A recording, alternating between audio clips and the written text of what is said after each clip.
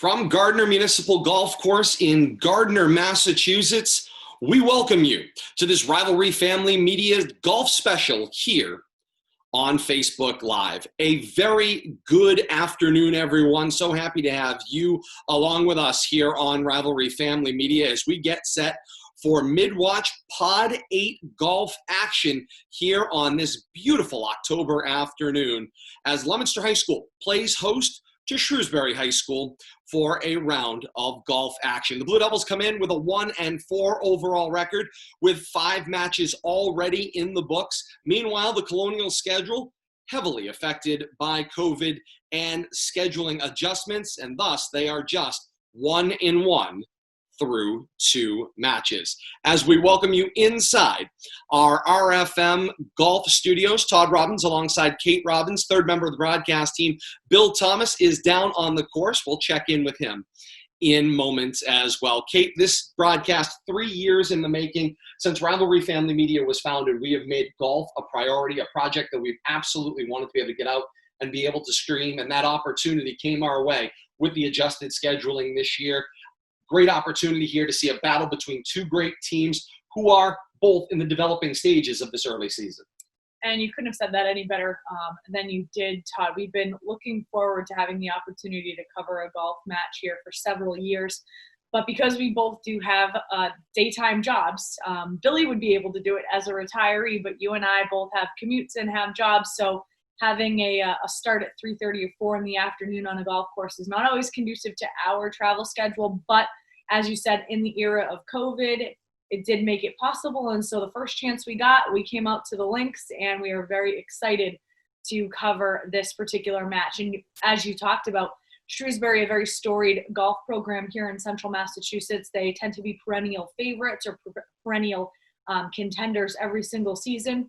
Leominster has certainly had their time in the sun as well. They've had some very prolific individual golfers over the last several seasons as well. And so great tradition in both schools. And so we're looking forward to seeing that and having the opportunity to showcase Gardner Municipal Golf Course here today. And so it's going to be a great afternoon. A great opportunity for us to thank the folks at Gardner Municipal as well for their warm hospitality in getting us out and getting us set up out on the course as well today. We're looking forward to bringing you this action between Leominster and Shrewsbury. And Kate, we're going to meet the foursomes that are going to be part of the scoring competition, as well as hear from Leominster head coach Darryl Robichaud in just a couple of moments. But one of the things that I know is so important in putting foursomes together is trying to find that right chemistry, that right balance here. One of the things that we'll see from Leominster today, they're going to start a sophomore and a freshman in the 1-2 slots going out on the course against the Colonial's top group made up of a senior and a junior. And sometimes ignorance is bliss, and so I don't have a problem with the choice to start those two particular student athletes. The interesting thing here that we see with golf that we don't see in a lot of other sports is there's not an opportunity really to substitute, and so the lineup that you put out there is incredibly finite, and those scores, every single person's score really truly does matter. And it's not a situation where, even in a situation like a football, if your starting quarterback goes out there and really doesn't have it, or, obviously in a sport like baseball or softball, if your starting pitcher goes out there and doesn't have it, then you can make substitutions. And that is not the case here in golf.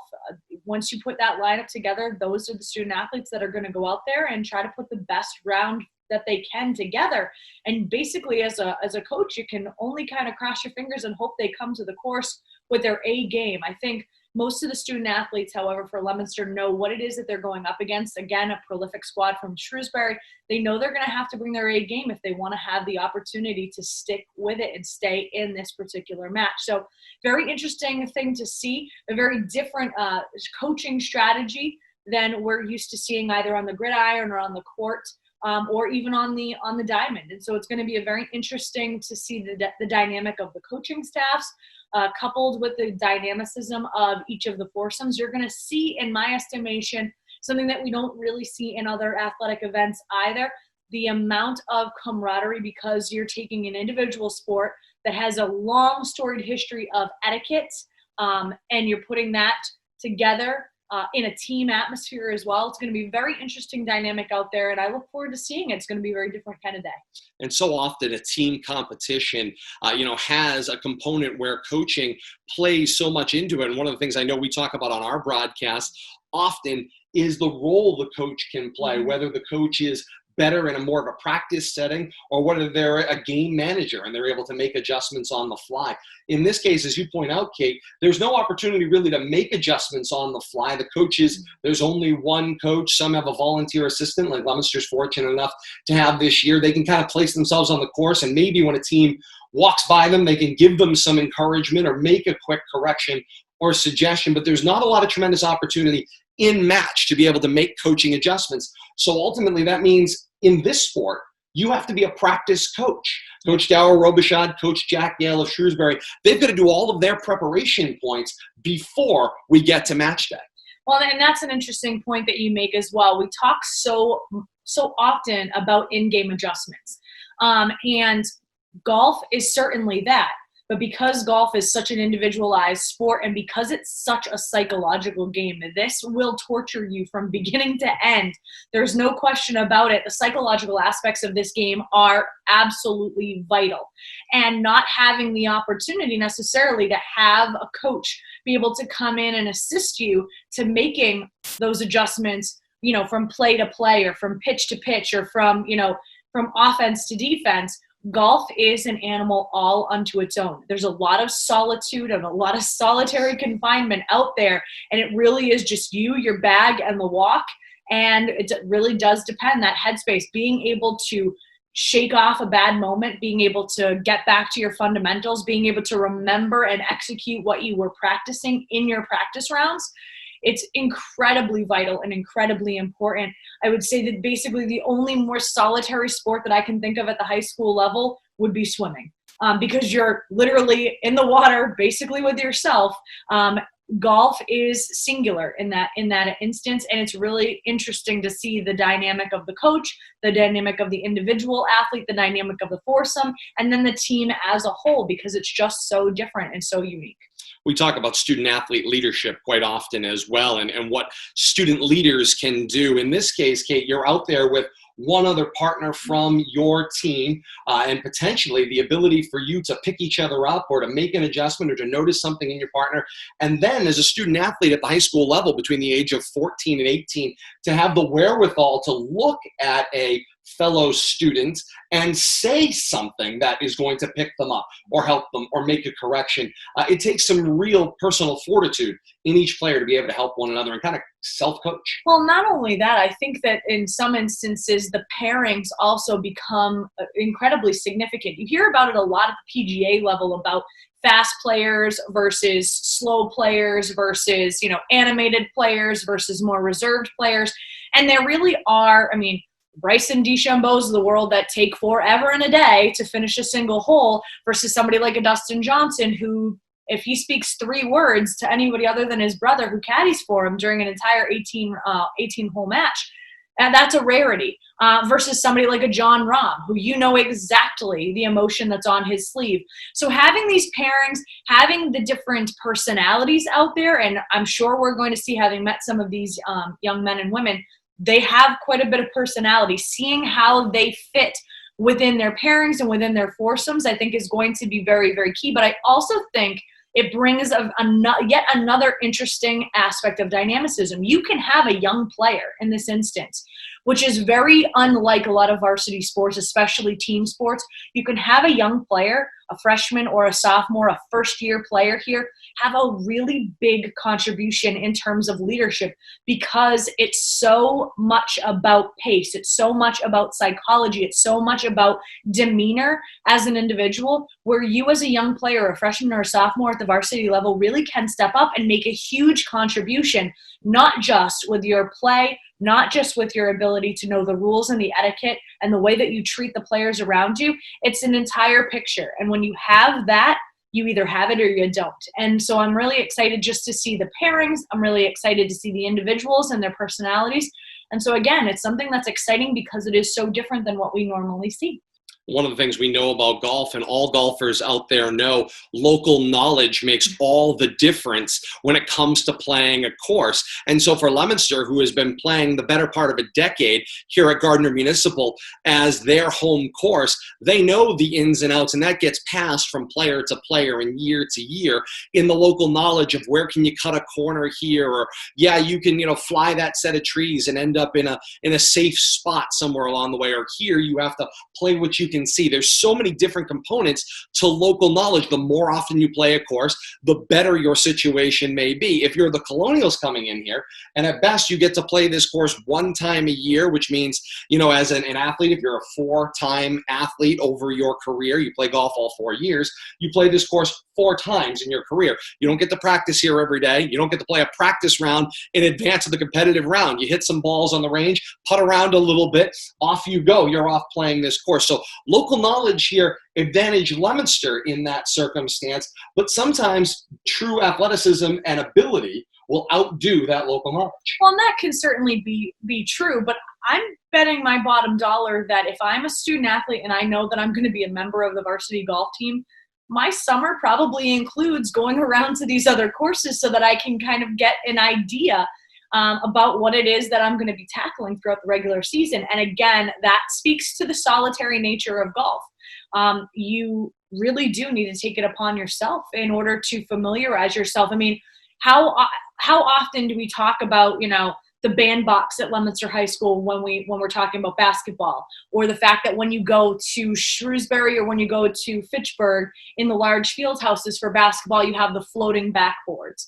Or if you go into Doyle Field versus Shrewsbury versus Algonquin for their football fields, where you've got natural surface, you've got turf. If you go to Crocker, you're not getting a locker room as an away team. So the great thing is that it's the great equalizer.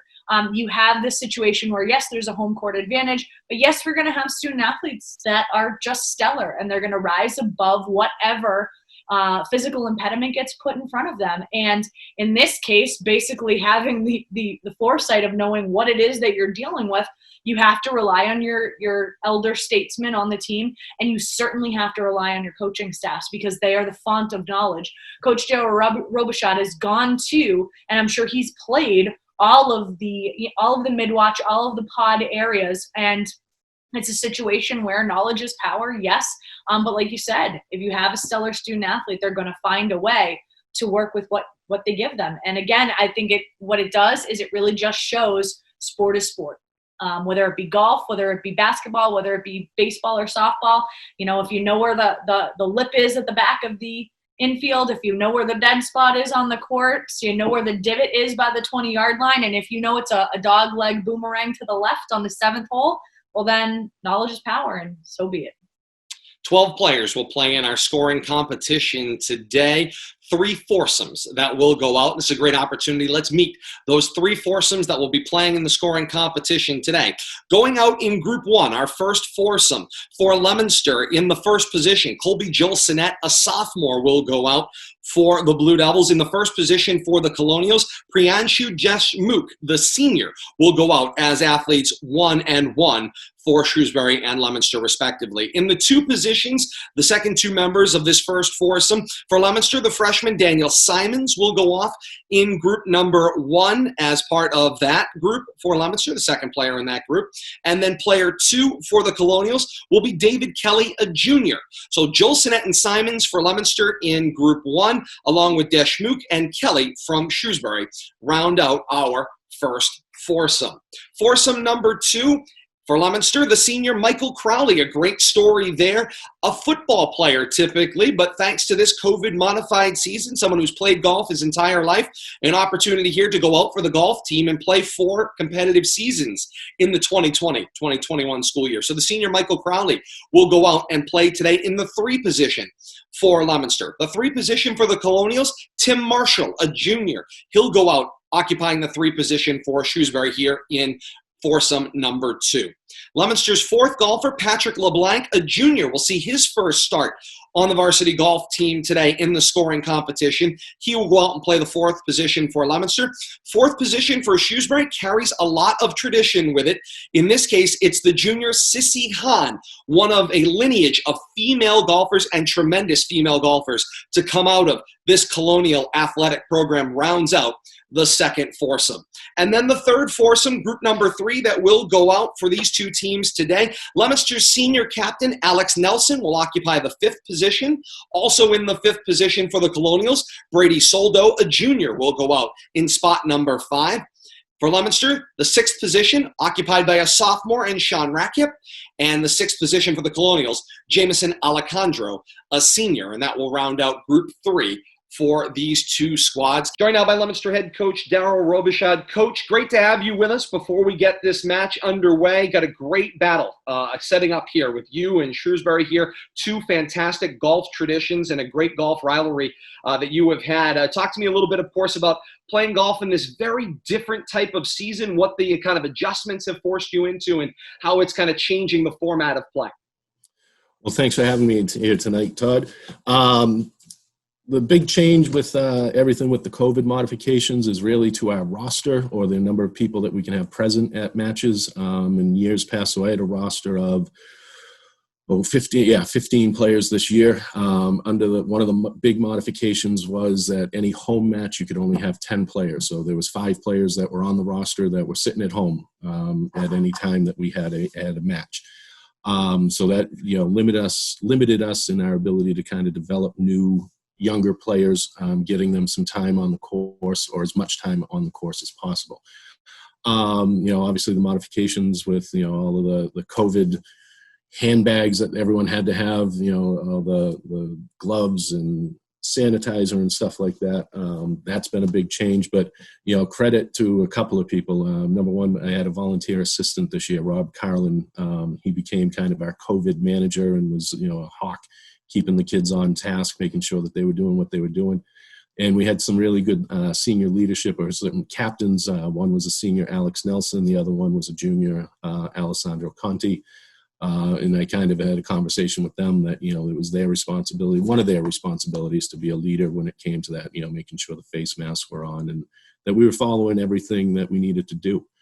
And, in the first preseason meeting, virtually, of course, I had kind of laid down the law with that. And I said, everyone's watching the fall sports. And I said, if we can do it well, it's going to allow other sports to happen. And, as we sit here with a few weeks until with the start of the winter season, hopefully, we set a good example and put people in a position to be able to enjoy their seasons as well.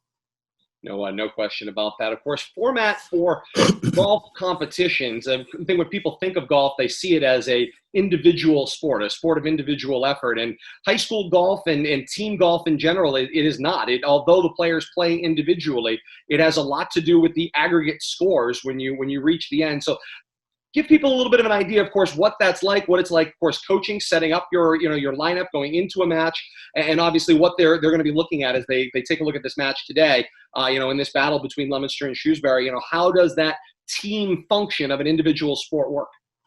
So normally we will play 8 players in a high school match. One of the other COVID modifications is we could only play 6. So in years past, when we would play 8, you'd keep the top 5 scores, add them up, low team score wins. This year we did top 4 out of 6.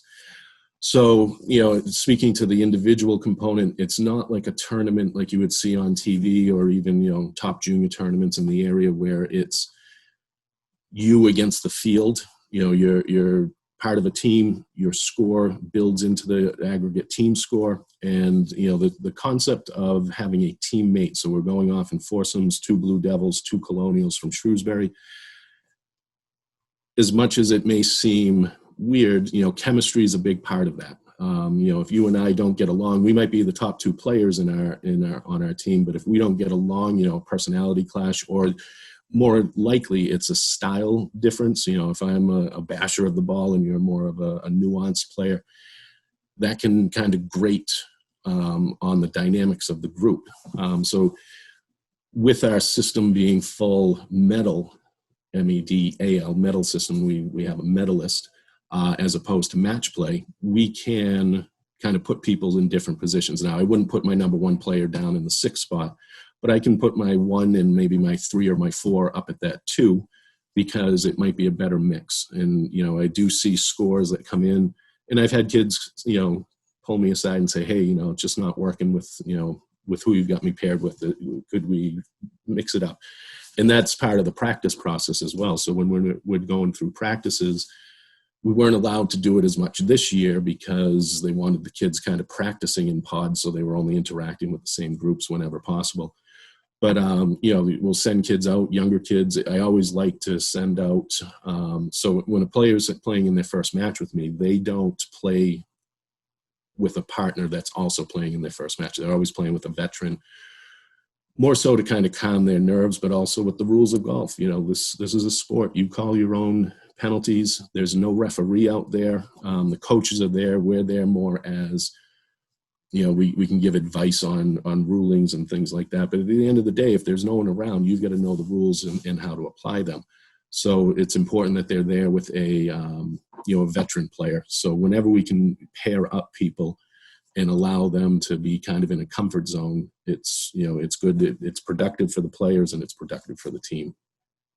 You bring up an interesting point, which I was thinking about, the role of a coach in this kind of a sport, where you've got to do a lot more of your work on the days you don't have matches coming into a match, because although you're around, like you said, you're not with every group at every moment, throughout a match. So if you need to play catch up or, improve a score, a player kind of has to do that either within themselves, or they've got to chip along and help out their partner that's out on the course to try to change strategy, improve a score, try to fix something that's going on. You're relying a lot more on yourself and your partner than you are on the coach to be able to come in and make mid-match modifications. 100%. And it's changed. This was my 23rd year. When I played high school golf and when I first started coaching back in '98, coaches could not coach during a match at all.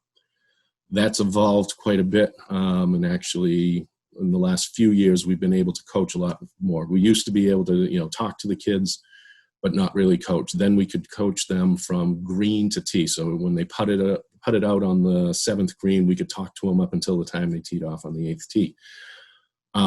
Within the last 2 years, I believe it was, we kind of opened it up to full coaching. Now that opens up a whole other can of worms because, like you said, I'm one person and I've got 4 groups in most years, 3 groups in this year. They could be 500, 800 yards away from each other. So you can't be with every group at all times. It's not like basketball or football where they're on the same field at the same time. So, your point is well taken, and it's something that's very observant that we, most of the coaching that we have to do happens before they tee off on the first hole. And, that comes back to that concept of, personalities and things like that. So if you make 2 double bogeys in a row, if you are playing with someone that's not there to kind of pump you back up and, get you back on the rails, it's going to make for a difficult round. So, and the ability to kind of self-diagnose is something that I try my best to instill in the players. Sometimes, depending on age or temperaments, they don't take to that type of coaching all that well. But I find that the players that have had the most success are the kids that can, kind of recenter themselves after a rough hole and are able to kind of put it behind them and move forward, not worrying about what happened on the last green or the last tee. The most important shot is the next one. You've got great experience. You've been playing up there a number of years now. You've been coaching your team up there. The front 9 is the 9 holes that are going to be the competition holes today. Talk to me about that front 9. What are the things as you're trying to work with your players? There's a nice distribution of kind of the par 3s are kind of clustered around the par 5s, and it's got kind of a nice sequence as it moves its way through. What are the things, the headlines you try to have your players pay attention to as they get ready to navigate this course? So we do play the front 9. We practiced once or twice on the back, and it was an eye-opener for the kids because the front 9 is pretty wide open, shorter par 3s. You get onto the back 9, it tightens up considerably. So I think they're kind of happy that we played on the front. So I've always said told the kids, if you're going to score well, you want to, do your scoring in the first 4 holes. The first, second, and fourth holes are short par 4s, which can be a blessing but also a curse, because you get some of the players that can hit it a long ways will try and go for the greens, and they might get into a little bit of trouble off the tee. That third hole is a bear, downhill par 3, 210, 220, depending on where the tee is. And it's a big green front to back. But if you can make a par there, you're going to be gaining strokes on the field and, putting your team in a better position. The 2 par 5s, the fifth hole is long and straight right along the road there. The 7th hole is one of the toughest par 5s I've seen and that I've played in a long time. Dog leg left, long. And if you can't make it to the corner, it's definitely a 3-shot par 5. The other 2 par 3s, 6 and 8, you can score on them without a doubt. Usually, you're looking at a wedge, 9 iron, 8 iron, depending on how well you hit it. So those are you can get some strokes back there. And then 9 is 9 is a great finishing hole. Slight dog leg left, penalty area on the right, out of bounds deep. And it's a nice, it's almost like a stadium course, because it's tough. If you're coming in there, you've got, in normal years, you'd have some parents, maybe some members that are there watching, your teammates, if you're in one of the later groups, and they're all sitting there watching you, putt out. So you're putting out in front of, sometimes 15, 25, 30 people or so. And that can get a little nerve-wracking, for our younger players. I struggle with the guy on the lawnmower, Coach. So trust me, I hear you. Yeah, indeed. So yeah, it's a great test of golf. And it's a nice course for us because especially when you get to 5, 6, 7, 8, 9, those aren't holes that are easy to play. So being able to play them on a daily basis certainly puts us in a better position. No question about that. Today you will start 2 younger underclassmen that will be starting in your first group today. Colby Gilsonette, a sophomore, will start in the number 1 position, and then Daniel Simons will start in the number 2 position. Talk about setting up that youth course. Great experience, at the varsity level, and them taking a leadership role, going out there and playing in that very first group against Shrewsbury today. Yeah, last year Colby came in as a freshman, established himself as one of the more talented players. Through graduation, we lost to graduation Richie DeCarolis last year. So Colby came in and established himself pretty early through the preseason that he was the top dog. So that's an honor. It's an honor to play the number 1 spot. He's earned it, and he's taken on that leadership role with that. And Daniel has been a very strong freshman. He's the only freshman that we had come out this year, and he's putting up some pretty strong numbers for a freshman. And more importantly, the way that he conducts himself on the course. He's a real gentleman. Golf is a gentlemanly sport, but I've had a couple of coaches come to me and say, hey, the way that he interacted with my other, with his opponents, helping him out on some rulings, things like that. So he's kind of wise beyond his years, and he has, hopefully a very good future in front of him. No question about that. And of course, Coach, today, in addition to the 3 packs that we'll see, the 3 foursomes that will go out will be part of the scoring competition. You also have what I've dubbed the chase pack that will be chasing the field today. 4 players from Leominster that will get a chance to play the course today. And of course, they're competing to hopefully crack those top 3 foursomes and perhaps get themselves in a position where they could potentially be a part of the scoring competition as the season wears on. Yep. So usually what we use that this year, it's called the COVID group because it's a smaller group than we normally have had. But that's kind of a play-in situation in a normal season. So one other modification that I didn't mention, we usually have about 16 to 18 matches. This year we only have 8. So we've got limited time to get 15 players in. But whether it be in practice rounds before a match or kind of a practice round will get you into that chase group.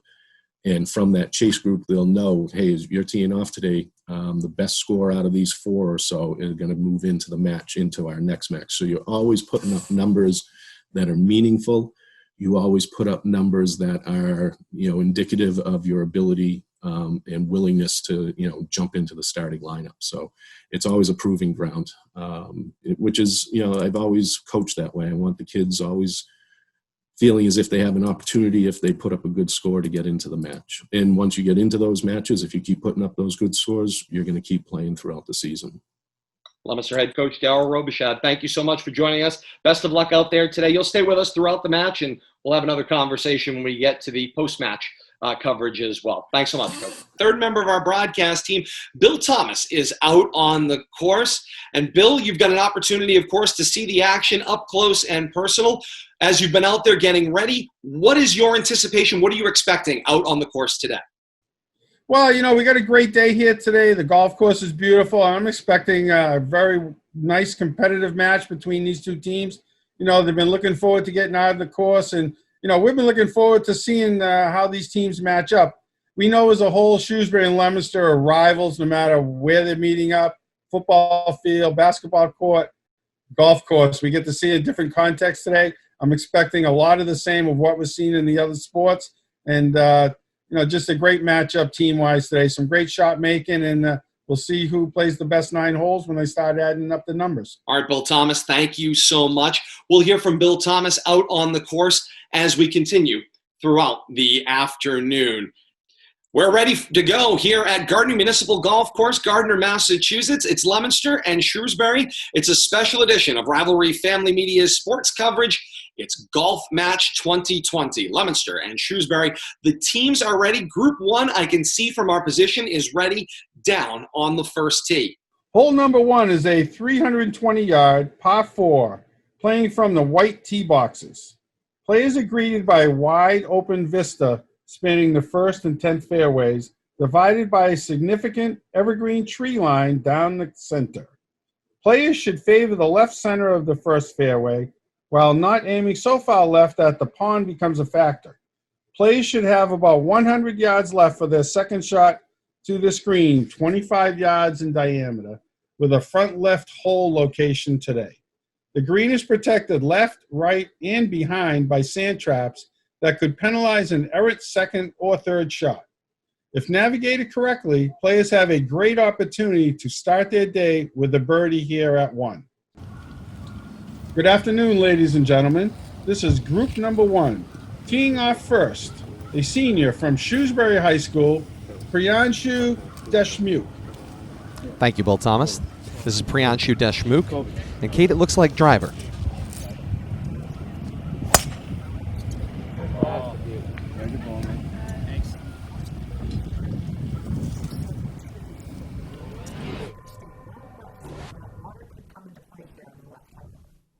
Hugs the right side on the way down as we take a look at it again on Shot Tracer. Good draw back, solid contact.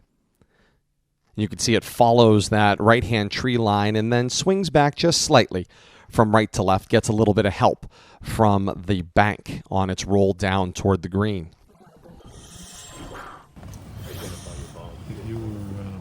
Next up on the tee, a sophomore from Leominster High School, Colby Gelsonet.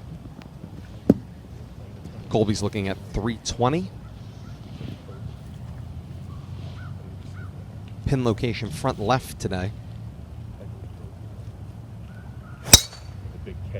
That one takes off toward the right tree line. And Kate, looks like it's coming back a little bit from right to left. Can't identify their balls. Two strokes penalty. The guy goes from winning the tournament to losing it by 1.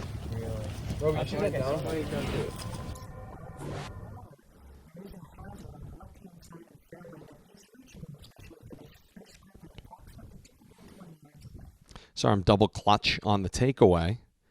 He did head straight out at that tree line that runs down the right-hand side of the course. And then his ball does peel back a little bit from right to left. I didn't say from down, but it's going to be pretty good. Up next, a senior from Shrewsbury, David Kelly. Shrewsbury's second golfer is Kelly. See, he's lined up looking down that right-hand side, hoping for the right to left swing.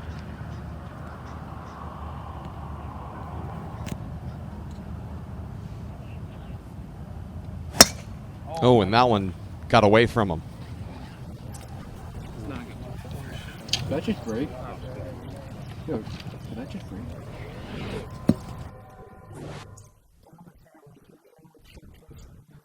Yeah, weren't able to get the shot tracer on it. We've just got a good slow-mo here. It looked good through the backswing. Gets to the top of the backswing, comes a little bit past parallel at the top of his swing. And then when he comes through, you can see he just gets it on the toe, inside outs it, and it just stays low.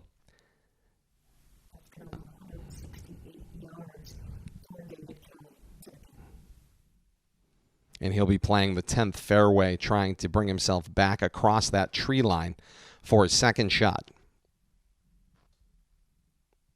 And you can see a little bit frustrated there as he finishes his swing. Shrugs it off, though, quickly.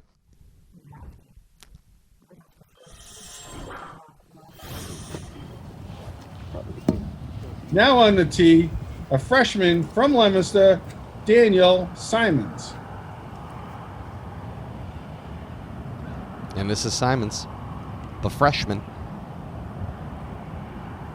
Aims right down the middle.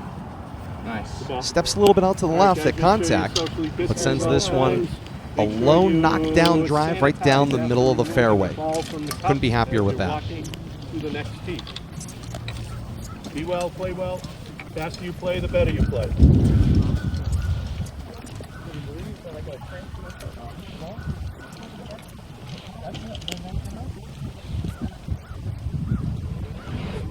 And let's take a look at it on shot tracer. I love that Coach Robichaud just told them the faster you play, the better you play. High and away gets to parallel there, and you see it on the backswing, and then he does start to step out a little bit, but he's able to bring his body through, get the club head to contact, and right down the middle with a little left to right movement for Simons. Shrewsbury's David Kelly, second shot here on hole 1. He's to the right of those trees, Kate, over on the 10th fairway.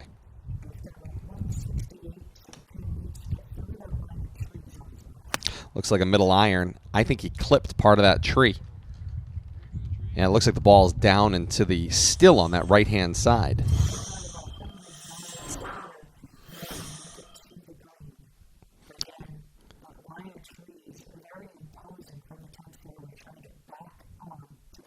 Yeah, shot tracer detected a little wiggle there as it clipped the tree branch.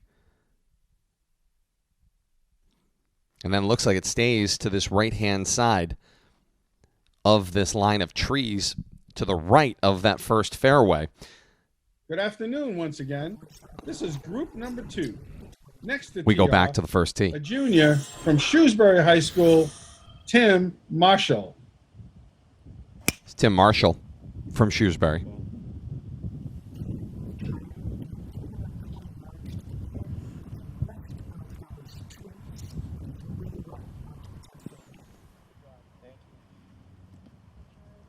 Take a look at it now on shot tracer. Maybe reared back just a little bit more than he wanted to. And that one hooked hard on the right.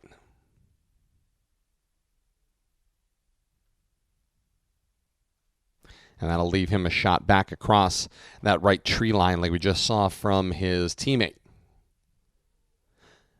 Back ahead now to David Kelly's fourth. His 30 chipped out off the pine straw now to the middle of the fairway.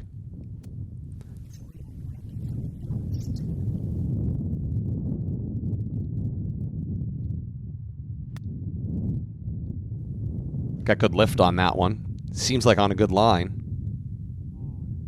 Doesn't appear happy with it. Shot tracer.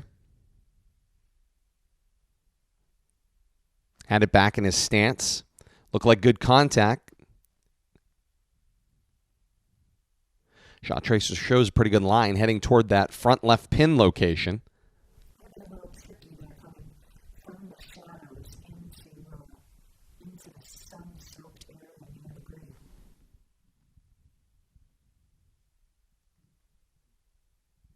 Yeah, and it looks like it does pull just off to the right. Back to the first tee.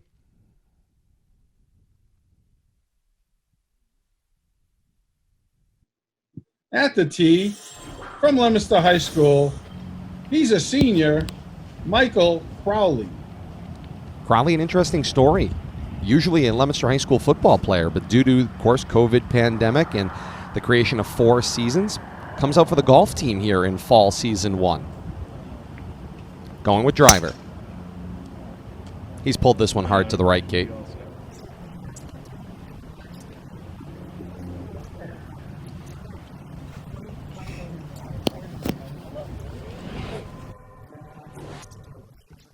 Yeah, Shot Tracer will show you the push.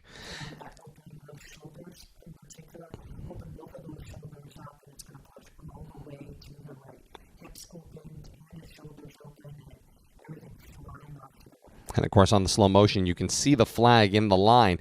If you stay right along the tree line, because of the way, of course, the hole kind of bends initially to the left and then curls back with the dog leg right, it's right there in line. Players can see it from their location at the white markers.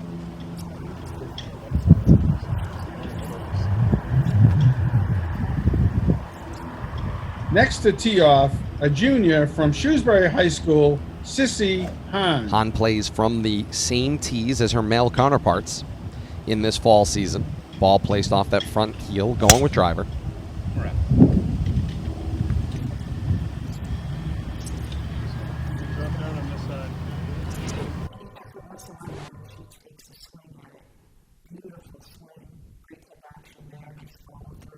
Doesn't get a lot of great height. Starts it off hard to the right. It starts to try to come back and then clips that tree line.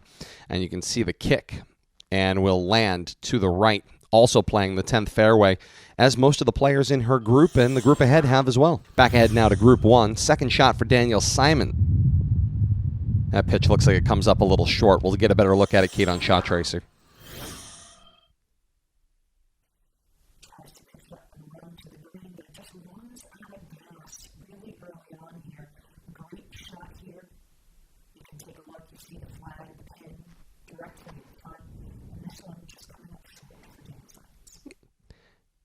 Came about waist high with the backswing. Tried, I think, like you said, Kate, wanted to leave it a little short and get it to run up there.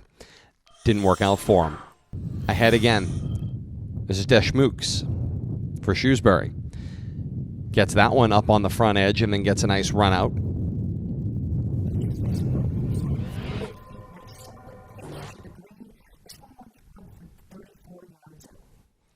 Kept it right off that back right heel. And then you can see on the slow motion, ball comes down about 2 feet into the green, then gets a nice release across that front edge with the front left hole location to the pin, and then stops up short nicely. Patrick LeBlanc, last one to go off for Leominster. Now on the tee, a junior from Leominster High School, Patrick LeBlanc.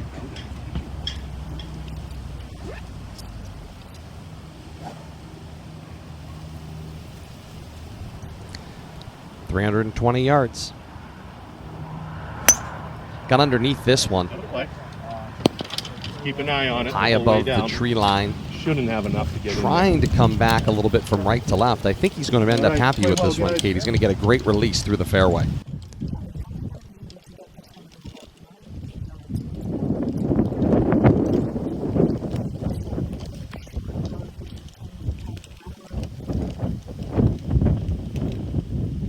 And the second group is off. We'll get another look at it here in slow-mo.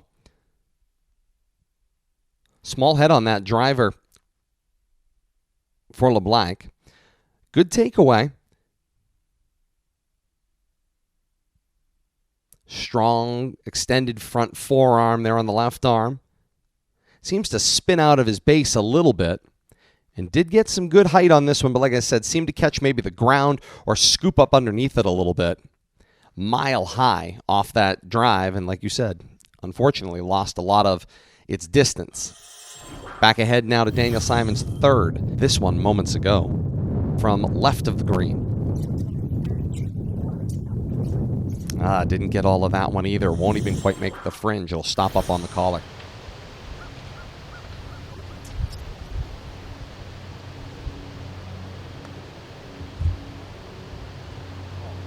And that one with the putter will slip just by.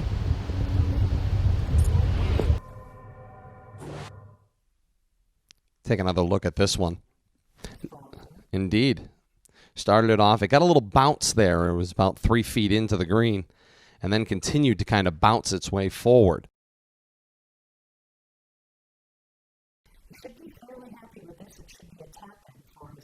Yeah, left him just 6 inches or so to go.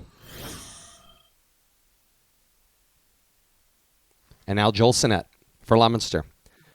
Indeed. From 8 feet, nice stroke. Looks like he's got it right to left, and he does.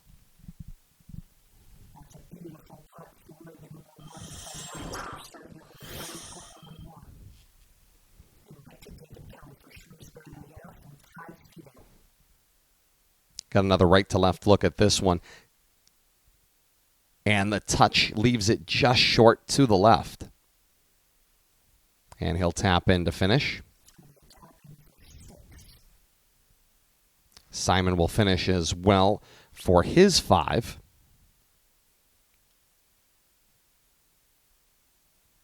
And now Desh Mukes.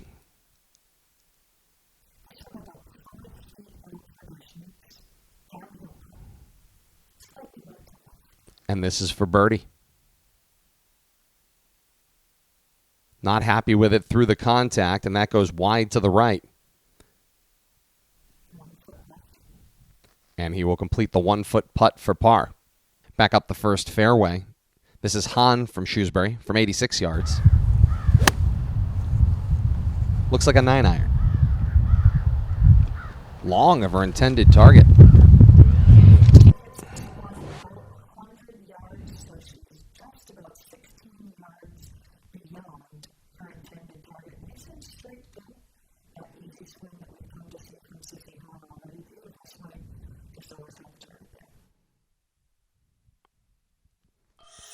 And now one player ahead quickly. This is Patrick LeBlanc from Leominster.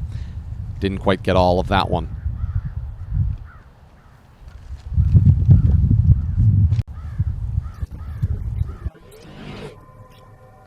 And back to the first tee. Good afternoon once again, ladies and gentlemen. This is group number 3. Teeing off first, a junior from Shrewsbury High School, Brady Soldo.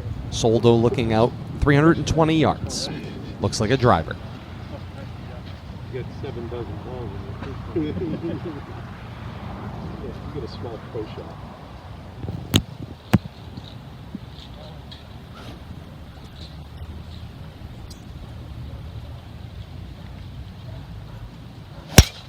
Good contact there. This one takes off up that right-hand tree line. And looks like it's going to play back just softly. Should get a little help from the hill.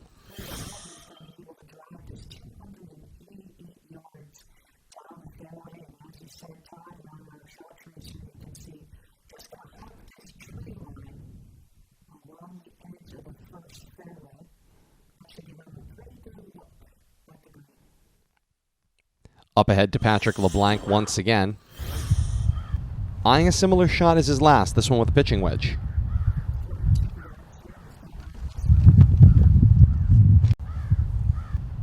Plays just through the fringe into that second cut.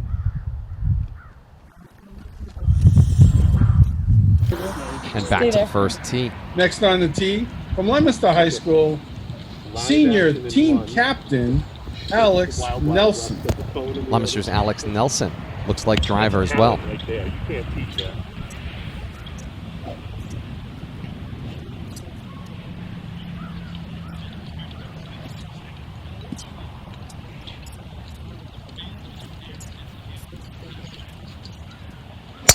Good contact with this one initially. Looks straight up the middle of the fairway. Now the wind's starting to grab it, as is the spin. This one's starting to go left to right. It's going to clear the tree line. He's going to be playing from the 10th fairway.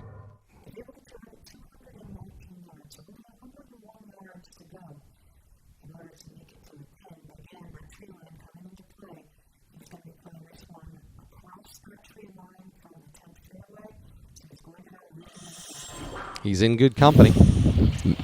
Many a group have played from that 10th fairway today. Staying right here on the first tee. Last player for the Colonials going off this afternoon.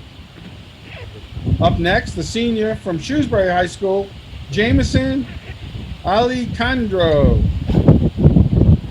Alejandro's got a 3-wood here, Kate. Doesn't carry a driver in the bag.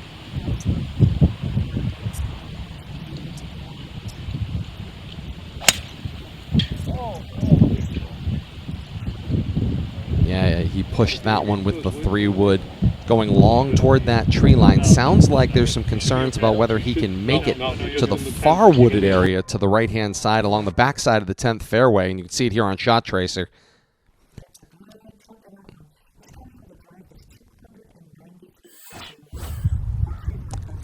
Quickly ahead, this is Tim Marshall pitching up, catches the edge of the fringe and gets a nice release.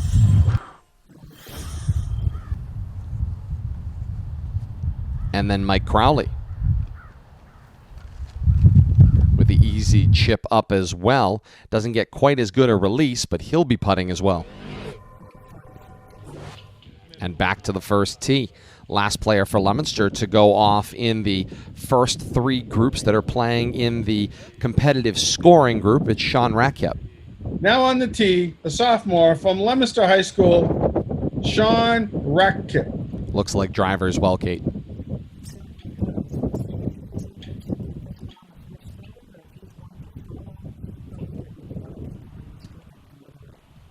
Good contact, takes off toward that right-hand tree line, and once again, ball starts to grab it, and it's a nice soft push, but we'll put him on the right side of that tree line in front of him, over on the 10th fairway as well.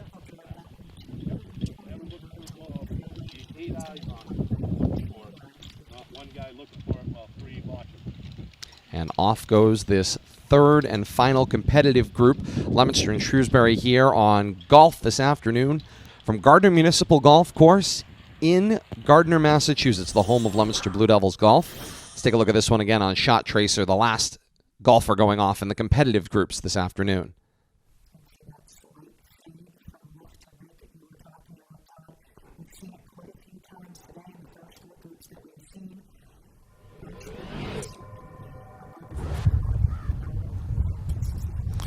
And Han, remember, was long of her target by 20 or more yards.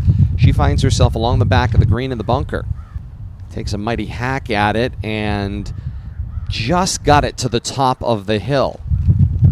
Wasting no time, Patrick LeBlanc will putt his from the second cut, and he'll get himself a good opportunity to wrap up his first hole on his next shot opportunity.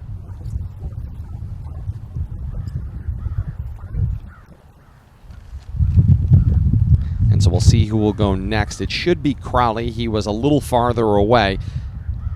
Slightly different angle than Tim Marshall, but both looking at very similar remaining putts. Oh, and it looks like it'll be Sissy Hahn. She'll be from just outside of our viewing angle. Hahn will have her opportunity, and she'll put a good strong putt into that one. Good line. Just runs out of gas. We'll leave her 2 feet.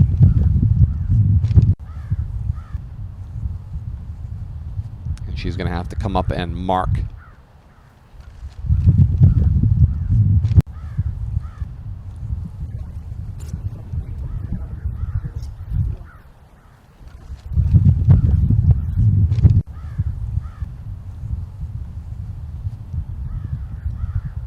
He'll take a look at it.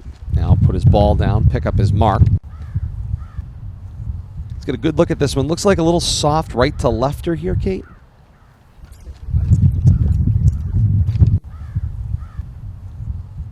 Tricky distance. Puts a touch into it, and this one's going to peel off to the left and slide right by. It will leave him about a foot.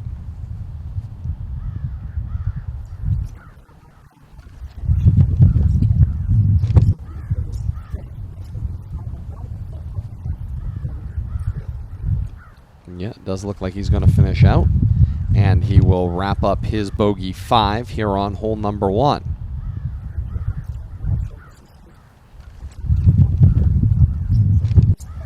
He's had a bit of time to think about it, as other members of this group have been playing their action around the green.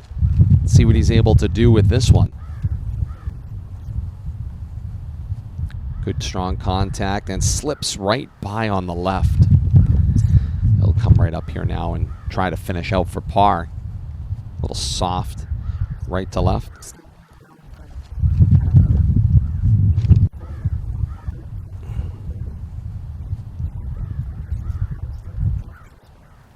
And LeBlanc right up without the practice swing, takes a whack at it, not able to put it in, and now will finish out with the scrape for his.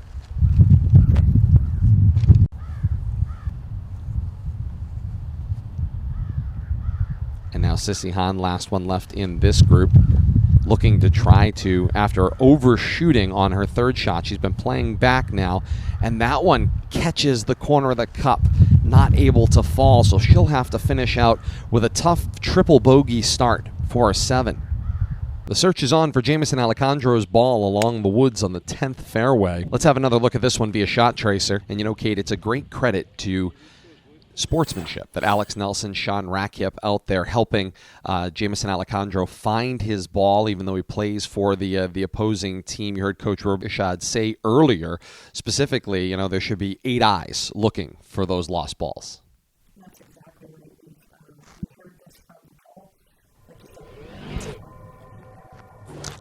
Leominster will also be sending out a chase pack today. These 4 players will play around out on the course. Their scores will not be tabulated. It's Evan McCarthy, Ryan Farva, Brady Carlin, and Connor Del Greco. And we'll pick up action with them in moments. But first, ahead to group number 3. This is Alex Nelson from 101 yards away.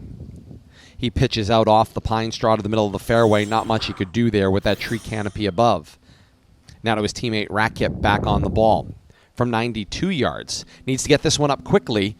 Looks like it's clipped the tree to the left, and that is not going to clear the tree line, Kate.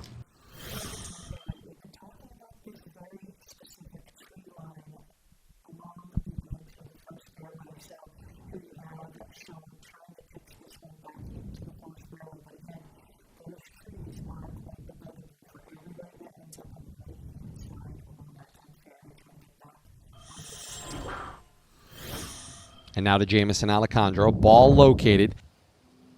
Finds himself wide to the right. With a wedge. He'll loft this one back toward, and you can see a wind right back in his face. And this one, Kate, I don't believe cleared the tree line either. And now Alex Nelson back out in the fairway, shooting his third, now with a clear line to the green from 75 yards. Gets good flight on this one. Comes up short of the green, but a great release through that last handful of yards of rough. Rolls right up on center of the green.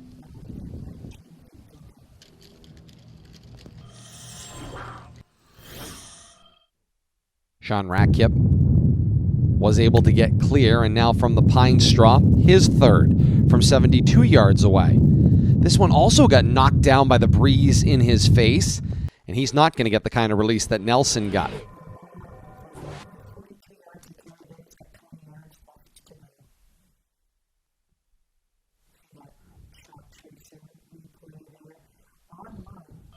Nice angle. Just not enough steam. Back to the first tee. Good afternoon once again. Next to tee off, a senior from Leominster High School, Brady Carlin. First member of this chase pack, it's Brady Carlin. He's got a 5-wood in his hand, Kate.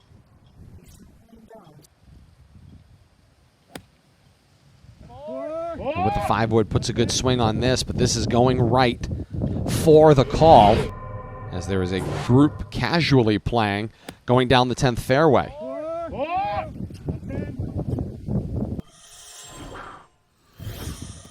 Staying here on the first tee, this is Connor Del Greco, he of the Palm hat, Kate.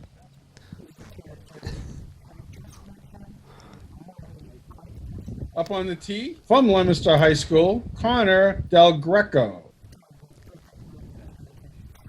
And he's pulled himself out a mid-iron, puts this one center of his stance and puts a good swing on it.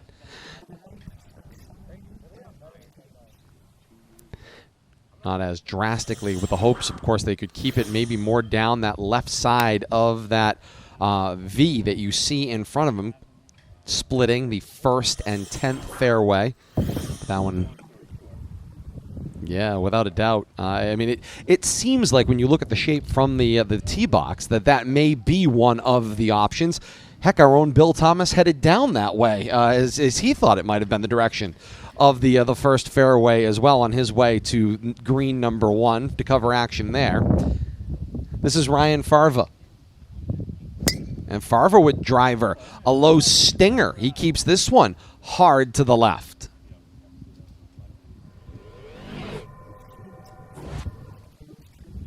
You can see they're on shot tracer. They separated just a little bit, the ball and the line, but kept it low on the line and right where you want it to go, funneling straight down toward the center of the fairway.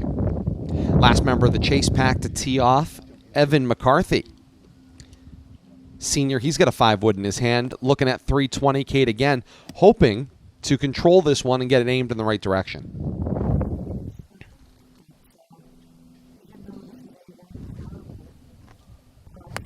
Oh, did not quite get all of that. That one topped without question. You can see he's got a bit of a smile on his face. Not the way he wanted to start his televised coverage of his golf match today. Great look of the swing, though.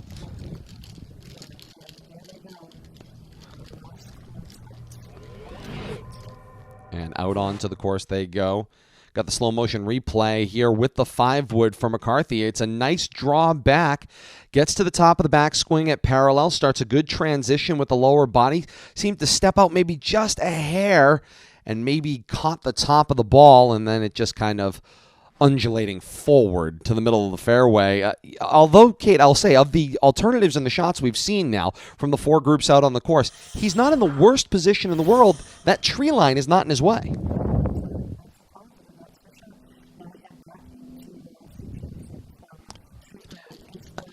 A top is the theme there. That one, a low worm burner, scrapes across the ground with a high rate of speed. Got some hop through the hill in front of the green, and it's going to come to rest by the back corner of the green on the collar. There's worse places to be.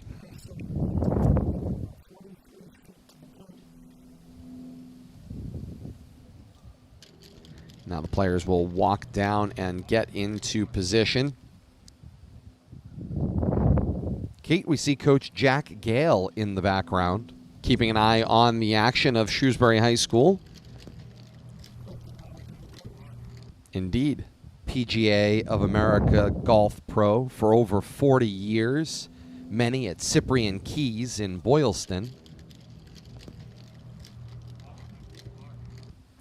And now we have Sean Rackhip, his 4th with a wedge.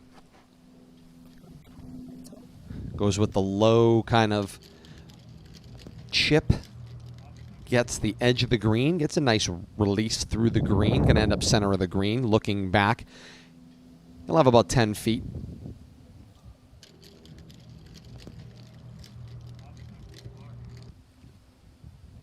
And now Brady Soldo. Got a great look from the front of the green. A little pitch up there. This one a little hot going through the center of the green, and going to leave him a bit of distance there. He'll have the long putt coming back toward that front left hole location.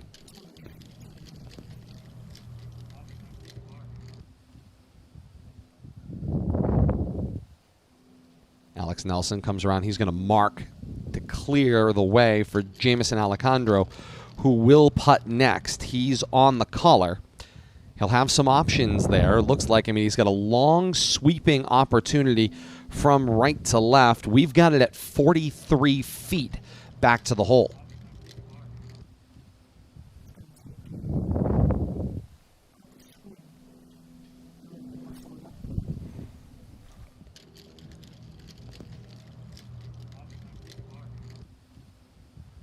This green, 25 yards wide through the middle.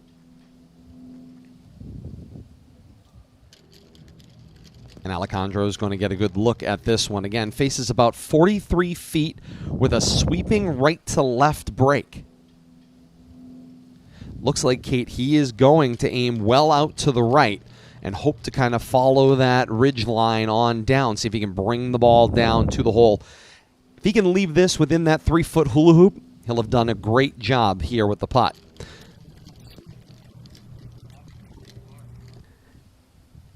And gets a good look at it, straighter than I think he thought. Didn't quite break as much as he was hoping for, but still fairly close to that 3 to 5 foot hula hoop. Can't complain about that.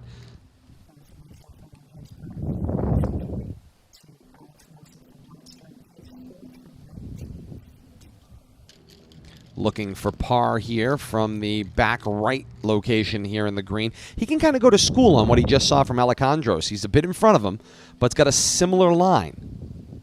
Takes a little off of it, gets a little more break running to the hole, but he's going to be about 3 feet shy on the other side of the cup.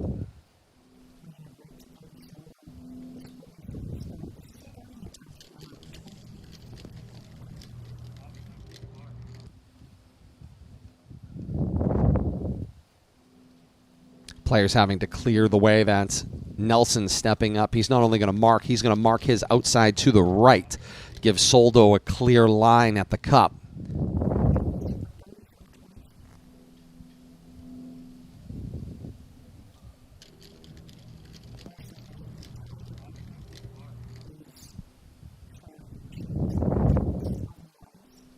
Good stroke, gets a roll and leaves it. Oh! Just short of the intended target.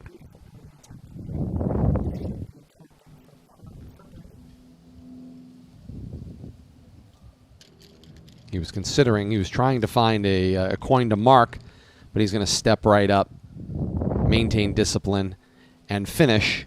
And yes, COVID rules, the sticks stay in. That is in the cup, and that's good for his par to open his round.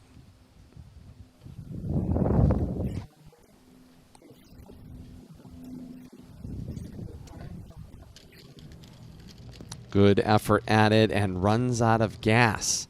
Seemed like he had a good stroke. That one just seemed like it velcroed a little bit shy of the hole. He'll have 2 feet left for his double. And a good stroke, and gets that one to stick to the pin as well. A 6 for Rakip on hole number 1.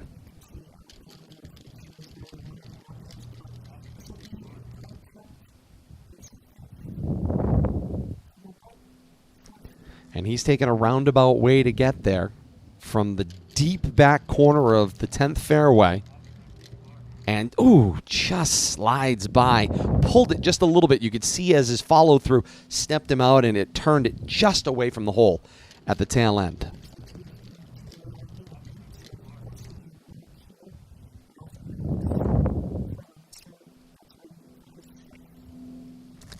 Nelson for bogey. And rolls that one in for his 5. And just Alejandro left in this group 3 here on hole number 1. Little left to righter, gets the roll and rolls it in. Alejandro with double to open his round.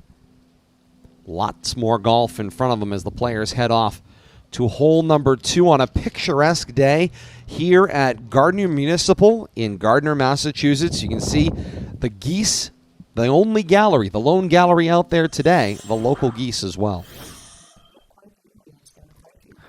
Back to our chase pack following here. This is Brady Carlin with his second from the 10th fairway, trying to clear that dreaded tree line. And it appears he may have done it.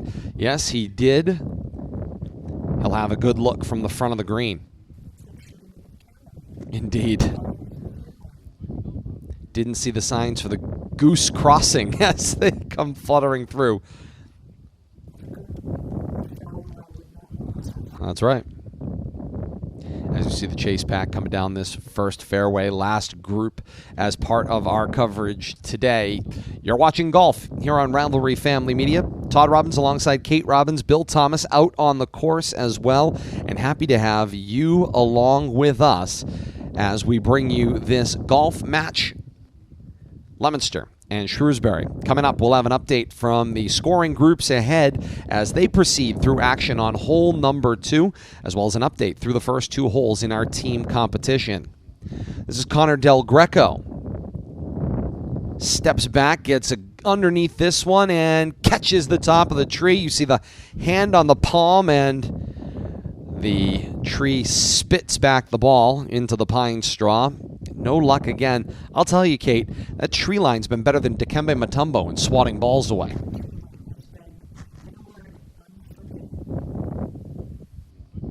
Other side of the first fairway after his low drive, the low stinger. This is Fava with the clear line and a wedge for shot number 2. He'll pitch that one up there. As we take a look at an update from group number 1. Colby Joel Sinnett of Leominster, a bogey on hole number 2, a total of 8 through the first 2. Priyanshu Desmukh, the senior from Shrewsbury, a pair of 4s through 2 holes. He's got 8 as well. Daniel Simon, the dreaded triple bogey on the second, brings him to a total of 12 through 2. And then a par for David Kelly with his 6 and the double bogey on 1. That gives him a total of 10 through 2 holes. More action back on the first.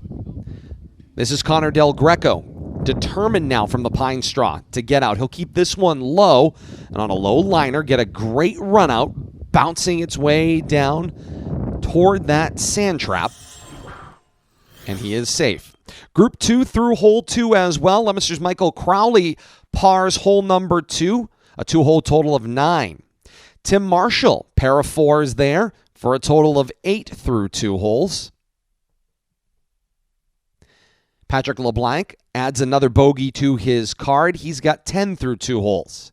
Par 35 here at Gardner Municipal on the front 9. And Sissy Hahn battles back with a bogey on hole number 2. 2-hole total of 12. And that's group number 2 as we return. This is McCarthy in the trap on hole number 1.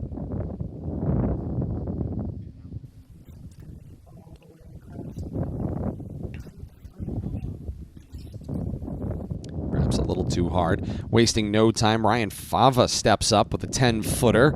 That one wide of the mark he was aiming for. He'll have a little bit more work to do battling back down the hill. Connor Del Greco faces a 4th here.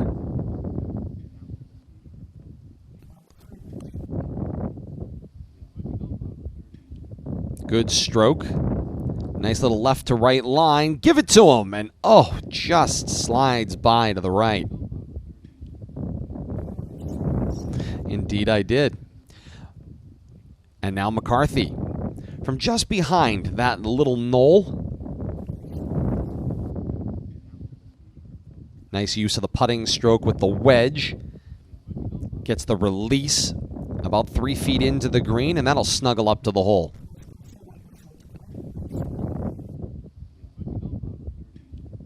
Players in our chase pack trying to wrap up their first hole of action.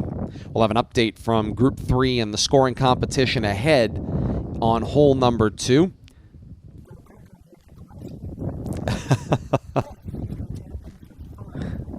And he'll go prepare himself for their trip over to hole number 2. That brings Ryan Fava up, looking for par here.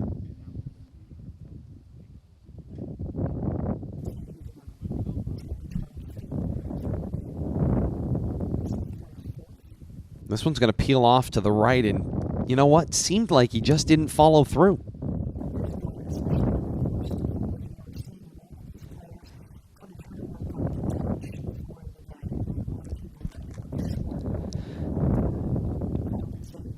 Oh, and yeah, the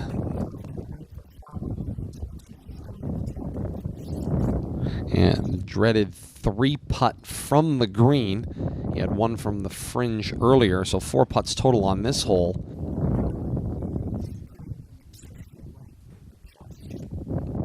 And he will finish up his first hole. And so that brings Evan McCarthy looking for a bogey here. Good stroke, and it just wiggles wide to the right. And he will finish up his first hole with a 6. So the chase pack through 1, you can see the strong breeze and hear it as well in our microphones as the wind continues to pick up here at Gardner Municipal Golf Course. An update from group number 3. Alex Nelson with the double bogey 6 and a total of 11 through the first 2 holes. Brady Soldo, the junior from Shrewsbury, a tough 5 over on number 2. Pair of 6s for Sean Rackip through 2 gives him a 2-hole total of 12. and a bogey for Jamison Alejandro for a 2-hole total of 11. 2 holes in the books in the scoring competition here on Rivalry Family Media as you get a look out over the picturesque Gardner Municipal Golf Course through 2 holes. Shrewsbury with a slim 1-shot advantage, 37-38 through 2 holes for the Colonials over the Blue Devils. An early look at the medalist watch. Priyanshu Deshmukh even through the first 2 holes in a 3-way tie for medalist honors. This is RFM. Do it for your roommates. Do it for your teachers. Do it for your crush. When it comes to wearing a mask, staying 6 feet apart, and avoiding large gatherings, do it for everyone in your life. Together, we can keep COVID-19 out of school.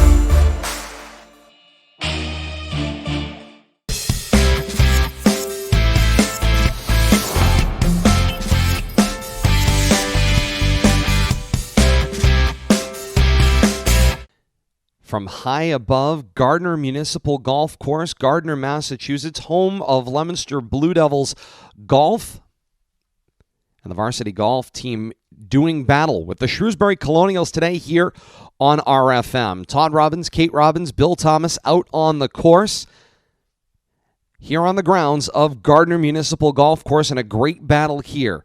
As we've moved ahead in our action, both teams have advanced through holes 3 and 4 out on the course, and we've seen a change on the leaderboards, both in the team and individual scores.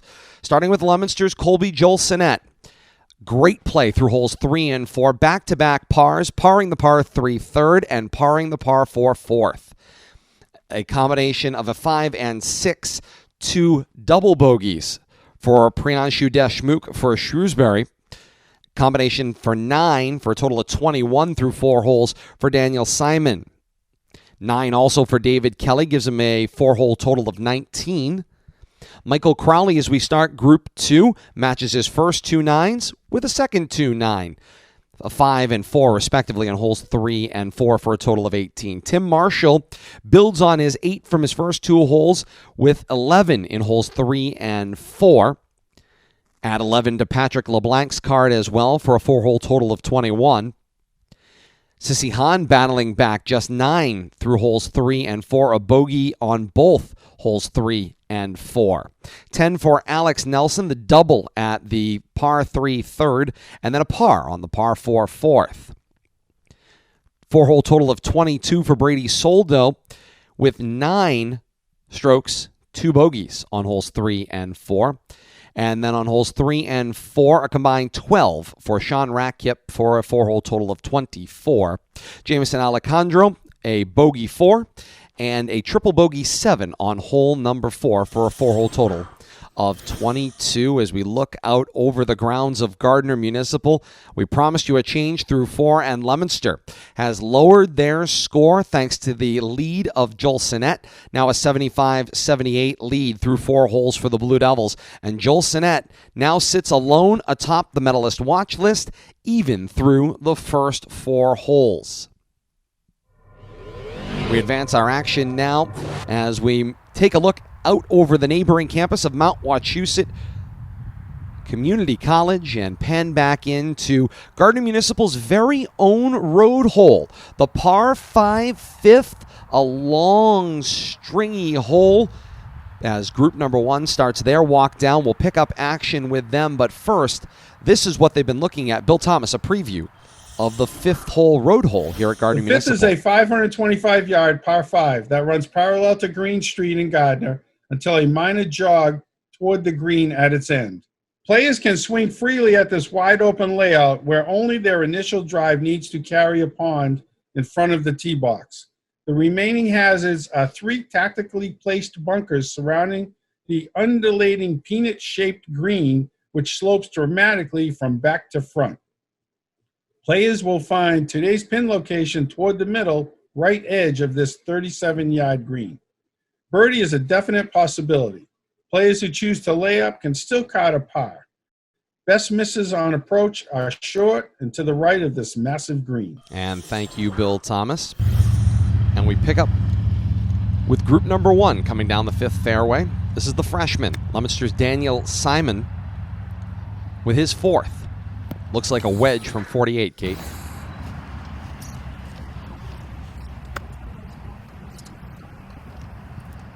Just to the left of that location, this is Priyanshu Deshmukh.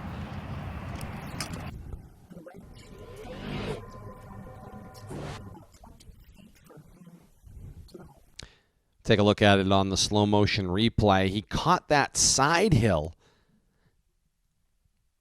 and then got an odd carom as he kind of hit the downward facing right side, and it kind of pushed the ball away and then slid it down the slope. It picked up speed and went sailing all the way through and across the green up onto the collar in the first cut. This is David Kelly out of the bunker, 30 yards to the pin, and he will barely get out of the bunker to the top of the hill there, Kate. Let's take a look at the replay here. We have the ultra close-up from across the green angle here, and we will see he will take a violent hack at it. The big explosion of the sand got it up on the top shelf, got a little skip, but barely is able to reach the top of that plateau. And now, Colby Joel-Sinnett.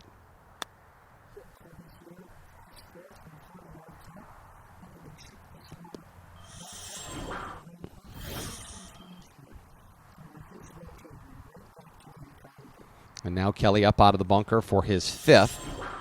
Nice touch there on his way downhill. See it on the replay here. Uses just that putting stroke, pops the ball up, maybe carried a little further in the green before it released, but leaves himself inside of 5 feet. And now Joel-Sinnett, who got a little too strong, was over on the other side of the hill as well.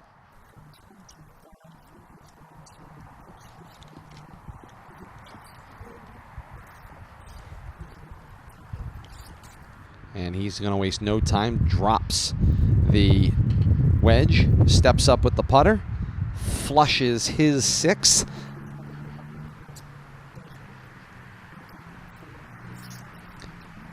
As we expected with that right to left downhill, tried to putt it into the hill and try to play the break on down. It stayed wide. And now David Kelly.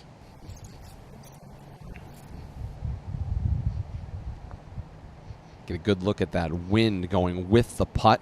Kind of punches at this one.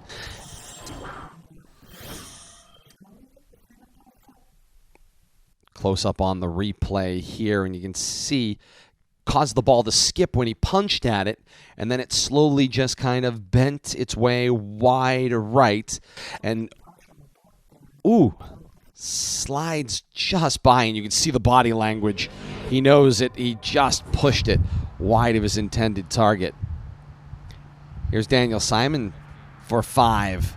That par attempt slides by as well.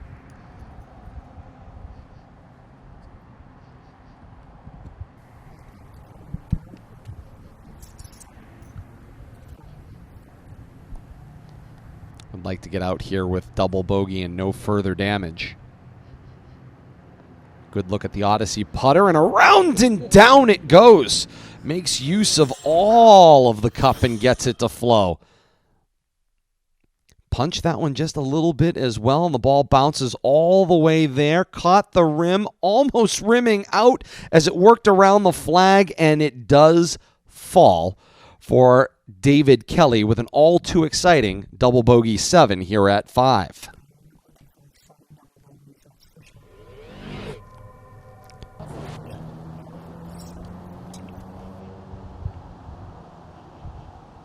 Looks pretty straight in. Good pace, little help with the flag stip, and down to the bottom of the cup it goes. 7 for Deshmukh on 5.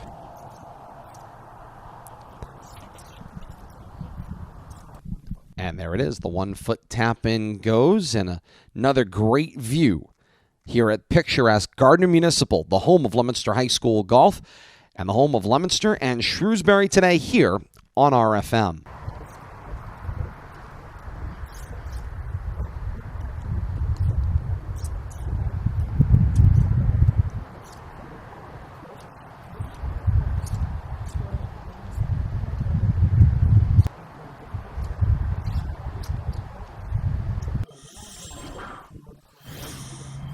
Kate, you mentioned that wind coming in strong from left to right as the players stand at that left tee box. This is Leominster's Colby Gilsonet, 137 with the pitching wedge. Back right hole location for the pin, trying to body English this one to the right.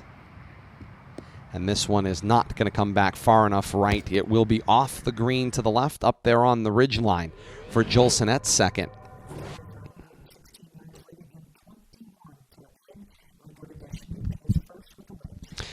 First, though, shot tracer here on Gilsonet.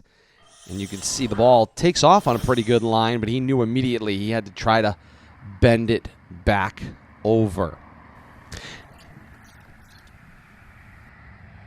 137, back right hole location. Also a pitching wedge. Seemed to step out of that one a little bit, stumbling a little. And I think he's going to pull it into the wind. With that wind coming left to right, surprised to see these first two players almost go too strong, overcompensate, and pull the ball to the left.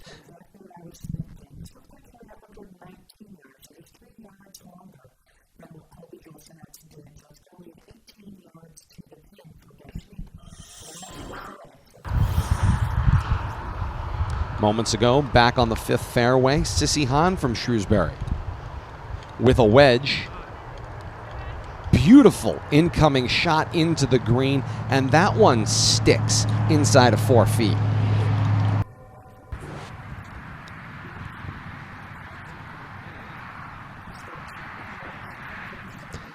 Coming in hot across the green. This one wide to the right and still rolling. And that one will roll up to the edge. Will leave him a long 15-footer coming back.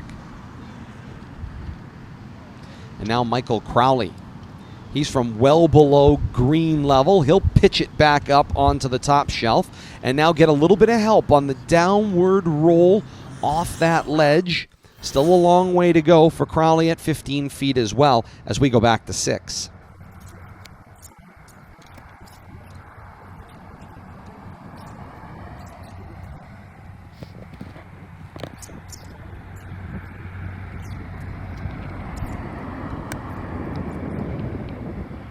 Simon, this one looked good off the club. Got nice height, good line.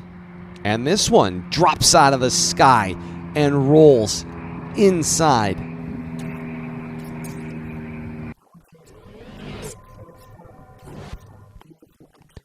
Shot tracer action here. You see the great loft on this one. And then the angle dropping right down toward that back right hole location. We'll slow it down here. Takes a high hop on that ridge in the green.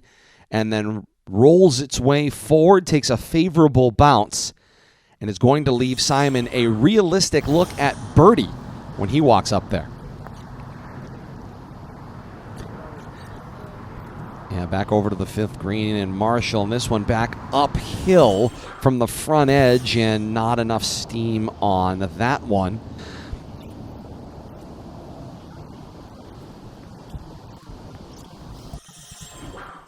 He's going to Going to leave that one shy as well as we go back to 6th tee. Last member of Group 1 teeing off over there.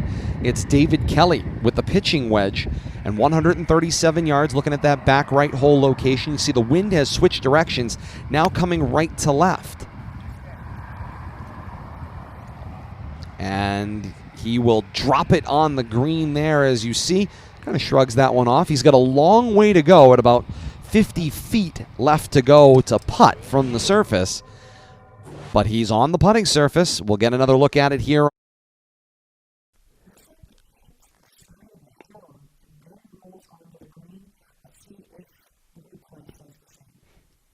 Gets to the top of the backswing there. Makes good contact with the face. You can see in the super slow-mo, this ball really climbing its way up and then drops right down on the green on that left-hand side, as you see Group 1 working their way down, and our foul friends out for a swim on this beautiful fall afternoon here in Gardner. And back over to 5th green.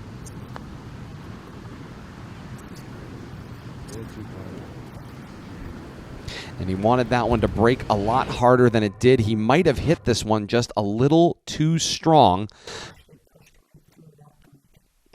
You can see on the slow-mo, instead of bending in the way he thought it would, powered it a little through that right to left break at the tail end, and it will leave him about 2 feet.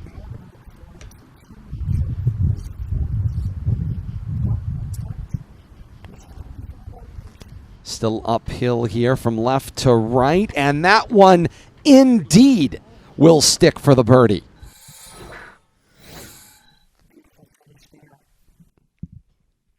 Get another look at it here. See, it bounced a little bit on him, but it did have that magnetic presence from left to right, and a pin finder it is for a birdie for Tim Marshall.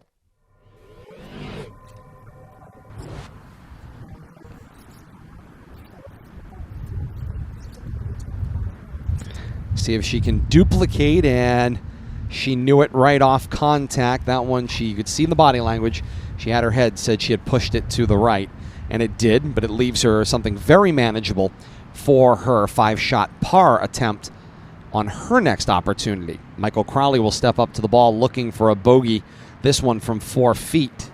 Putting back, and confidently drops it home. A 6 here on the par 5 5th for Crowley. A good day continues.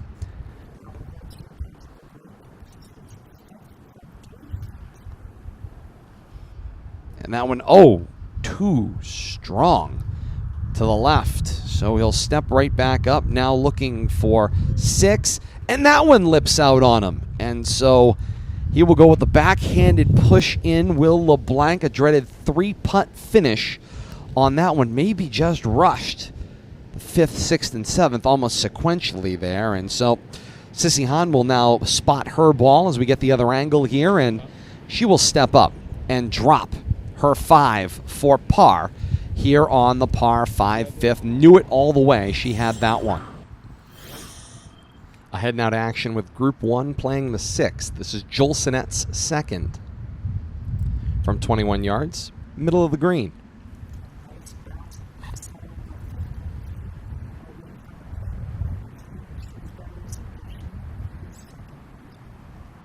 From 18 yards away, the Schmuck with the shoulders.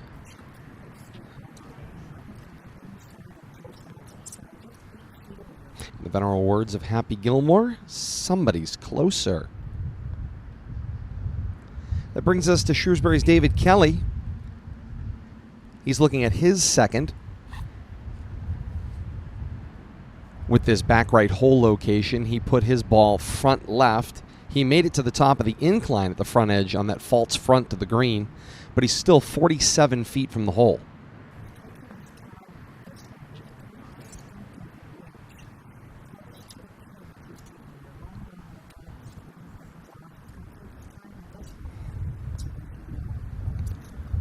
That ridgeline runs along the right. You can see it. It kind of angles down toward the hole.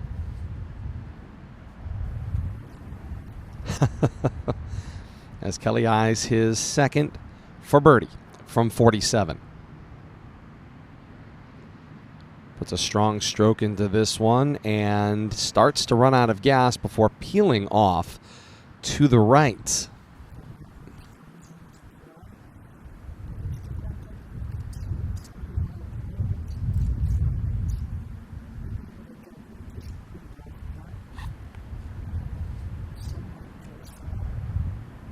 Kelly will have an opportunity for par from 4 feet.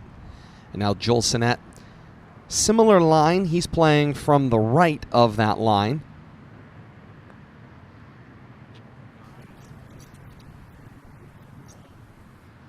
As he eyes this one. Good stroke. And runs away from the hole again. Still moving. And now comes to rest with about 3 feet left. He'll be looking at that for bogey.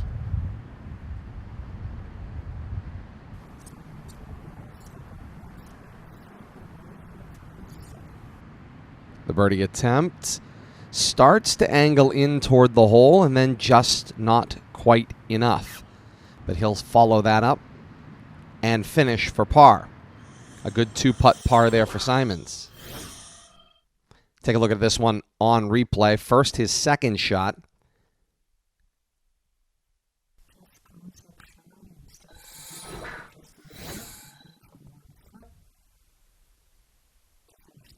Yeah, good concentration to step right back up and finish off the par. Absolutely.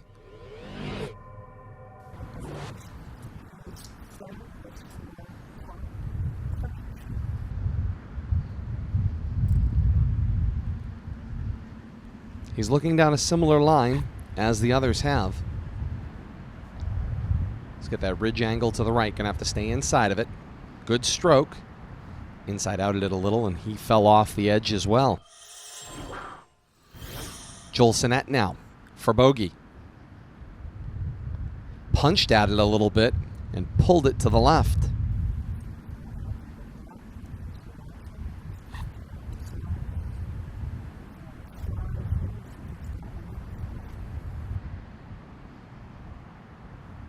And so now Kelly from Shrewsbury. He eyes a 4-foot opportunity for par.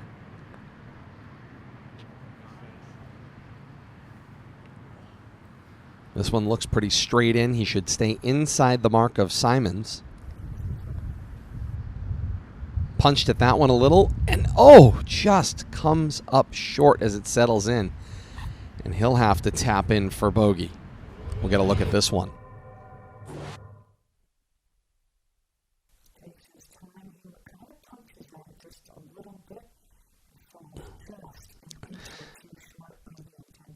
And you can see how badly he wanted that one.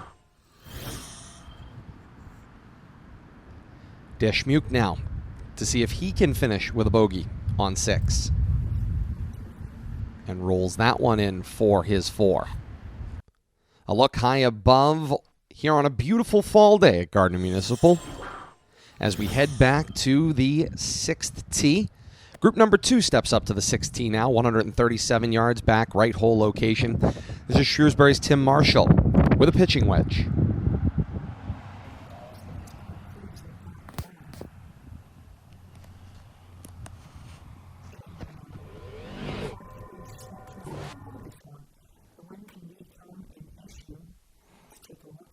As you see it again on Shot Tracer, Kate, like you said, a great starting line. Started it out a little bit to the right. And then the ball bends back in nicely toward that back right hole location. Ahead now, Group 1 steps up to the tee at the par 5-7. This is the freshman Simons.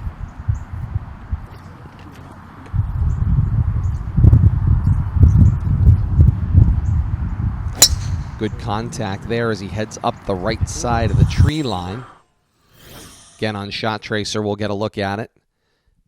Hitches right at the top of the swing, and the angle from inside out starts to tail back a little bit. Could be in a little bit of trouble over along that tree line as the ball starts to curl back in from right to left. Bill Thomas Reed joins us for a look at this par 5 monster of a 7th hole at 530 yards. Number 7 at Gardner Municipal is a monster 530-yard boomerang-shaped par 5 with a dogleg left. Players aim their drives toward the widest section of the fairway on the golf course, where finding the landing zone about 250 yards out is a must. Long hitters can attempt to cut the corner on the left, and those whose shots slice right will easily find the right-hand tree line and travel out of bounds. Second shot trouble exists both left and right. Balls traveling over the hill on the second shot will kick sharply to the left and can find the woods as well. Golfers hit their approaches towards a slippery, sharp back-to-front slope green that is 37 yards from front to back. Par is a great score at 7. Back to the 6th tee. This is LeBlanc for Leominster.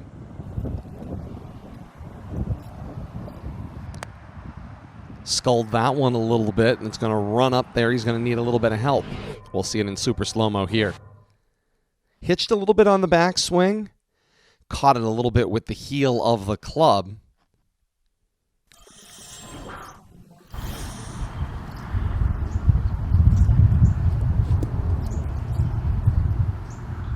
.530 yards. Landing area sits right about between 250 and 275, depending on your range. Starts this one hard to the right, and you see Joel Sinnett demonstrative with the body language, trying to bend that one back in as we see it again on Shot Tracer.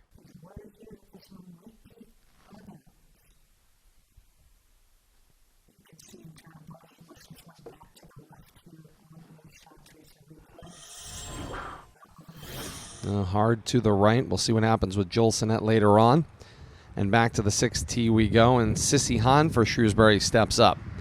Looking at that 175-yard par 3, 137-yard par 3, and she's got herself an 8-iron in hand.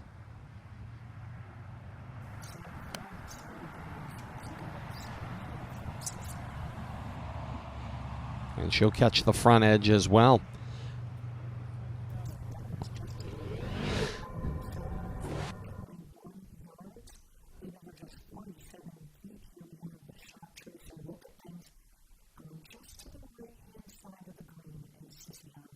Yeah, online, you know, she's got that ridge to contend with. And we'll settle down right to left. Back to 17, Deshmukh with driver. Right down the middle. Great contact there for Priyanshu Deshmukh, looking to bounce back from his 6th hole. Shot Tracer gets another look at this one. Excellent contact. Hits that low stinger with the driver. Should settle in nicely. He'll have a nice look for second.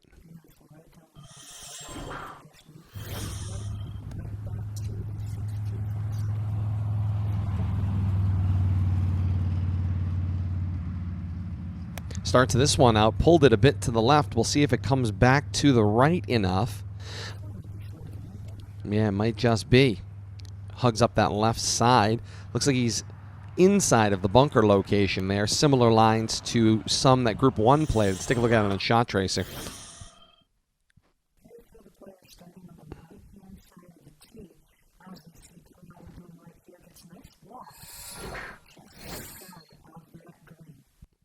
As down the 6th hole they come. We head back over to 7T and Shrewsbury's David Kelly to finish up Group 1. On the par 5, 7th, 530 yards, between 250 and 275 in the landing zone. Reaching for this one a little bit, starting from the far right of the tee box. Hugging that right line after contact, and he's trying to get an angle to see if he's got it to bend back from right to left.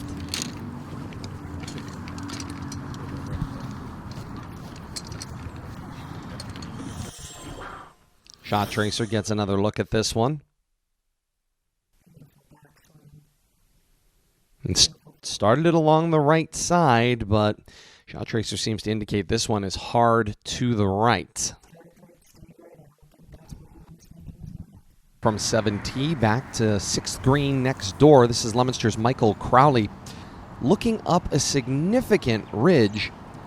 He's 30 yards away, not a lot of green to work with. He will lift this one high in the air, drop it in the middle of the green, and then roll off the back. Kate will get another look at it on replay.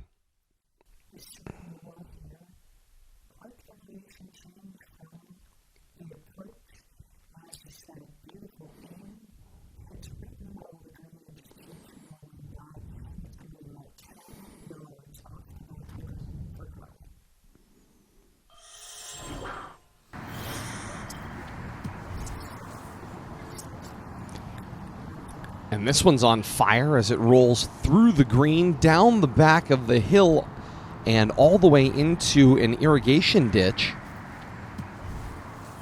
He'll be seeking some relief. As we get an update from Group 3 as they finish up play on the 5th hole, a par 5. Here's a bogey for Alex Nelson. A nice par for Brady Soldo with a great putt to close out his 5th hole. Tough hole for Sean Rackip, the Leominster sophomore. Doubles up for 5 over. And then a bogey 6 for Jamison Alejandro from Shrewsbury. A 5-hole total of 28. We'll pick up this group when they come to the 6th tee in moments. But first, Kate, back to the back side of the 6th green as we take a look at Leominster coach Darryl Robichaud discussing the options with his player Patrick LeBlanc, who's going to seek some relief from that man-made, you could call it a French drain irrigation ditch.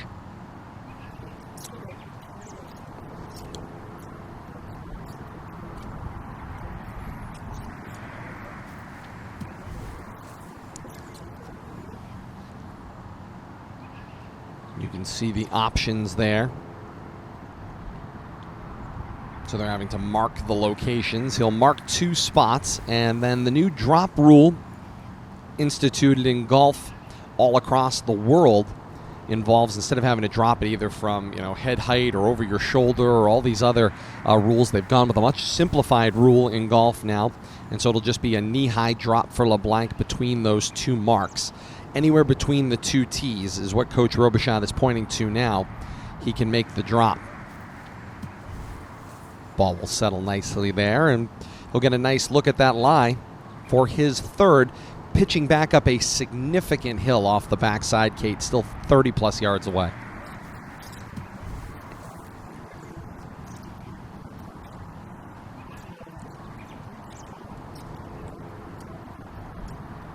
Yeah, he pitched it right into the hill, which took some of the sting off of it. So we'll get another look at it here. Good motion there, drove it into the hill, took a lot of the sting off of it, and then rolls up pin high. Still got a little bit as it crossed over that ridge that we've been talking about here on hole 6, and he'll be on the fringe coming back to the hole. Meanwhile, Sissy Hahn steps up to the ball 47 feet away for her 2nd. Following that ridge from right to left, and yeah, indeed, runs out of real estate.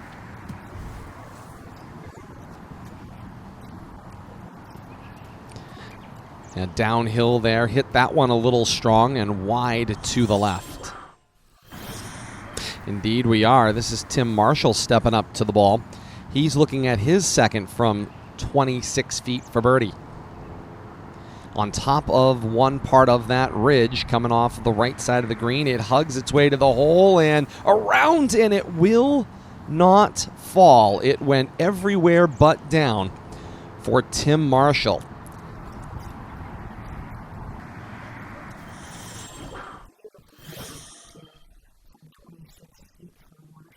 As we get another look in slow-mo at that birdie opportunity, it just rolled the edge and never fell in. Tough way to give up the birdie, but you'll take the par at the end of the day, a par 3 for Tim Marshall, as we go to Sissy Hahn seeking her par from 10 feet. Stays out over the ball, good line, slides by on the left again, maybe a little too strong.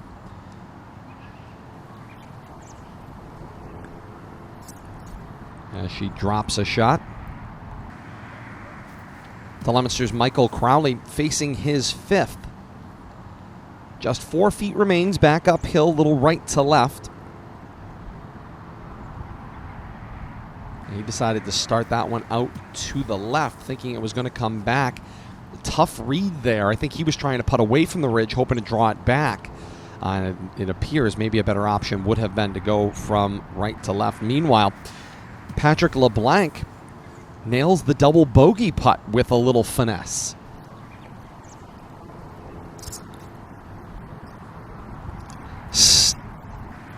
Still chasing, Kate. Not a good situation there, and he will drop a 7th in the hole finally for Crowley. Frustration as he steps off the back of the green. He'll need to clear his head before he steps onto the 7th tee.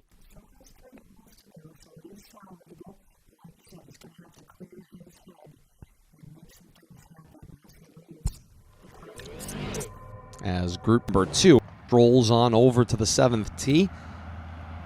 Group 3 comes up to the 6th tee. This is Brady Soldo of Shrewsbury. Looks like a 9-iron, 137 yards here on the par 3 6th hole and a back right hole location. Good flight on the ball there and drops it right up on the table.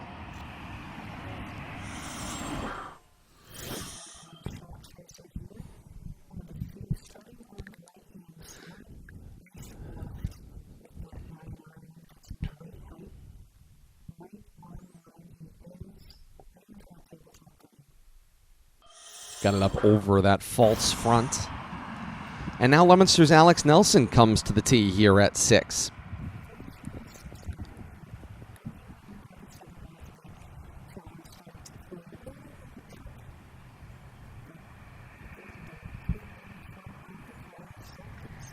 Longest club that's been played today thus far on this hole. And he'll start his 6th by pulling it hard to the left. Going to try to draw it back from left to right. And he does. Gets a skip just shy of the green and up onto it.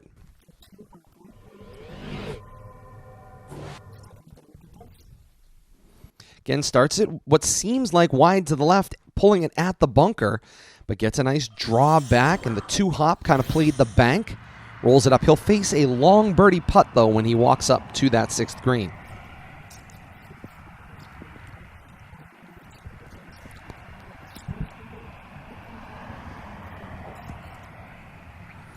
Again, 137 yards, a back right hole location today. Wind has calmed down a little bit.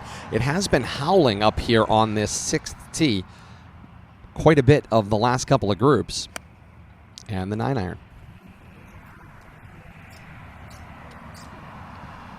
And drops that one well within 3 feet. Nice shot by Alejandro.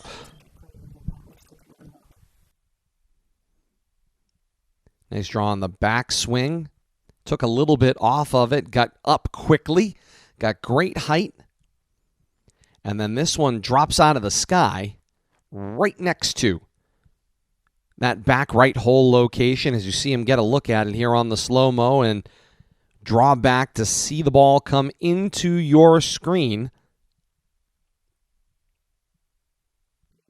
Absolutely. Well within 3 feet. Nice shot by Alejandro. Best we've seen of the day here on 6. Back to the tee and Leominster's Sean Ratkipp. He's trying to put that 10 back at the 5th hole out of his mind right now as he steps up to the tee here on 6, facing the 137 yards in the back right hole location. Looks like 9-iron for Ratkipp as well, Kate.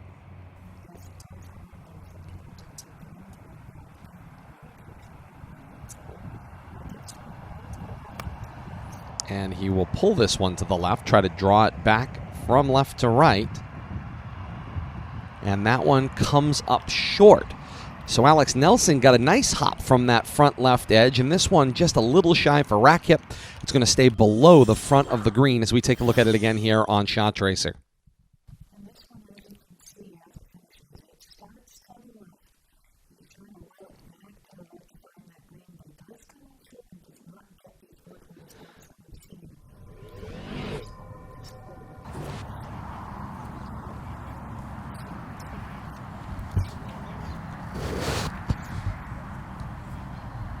Indeed, he's got a 3-wood in hand, Kate. Trying to club down one here as players you've noticed been hitting driver and have either thus far in the first group either pushed it into from left to right into that right-hand tree line, risking, of course, crossing the stakes and going OB. Just about 250 yards to that landing zone, roughly speaking, to get the good look at the tee in front of him, or excuse me, at the pin in front of him.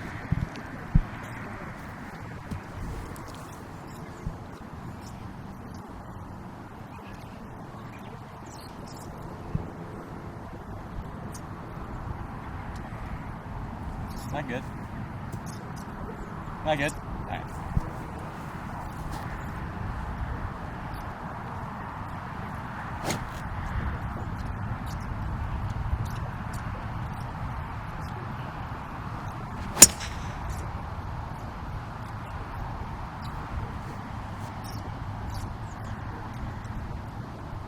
Yeah, he got the thumbs up as the group ahead moved forward, and he looks Do you guys see it land? a bit puzzled on that one, as it looked like it started from left to right, kind of went on an angle toward that right tree line. We'll get a look at it here on Shot Tracer.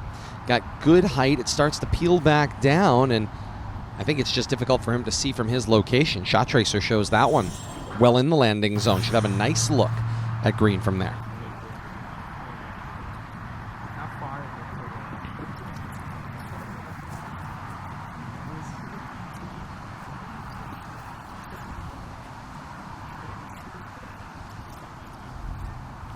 Par 5 7th, 530 total yards, about 250, 275 to the landing zone. Hahn with driver.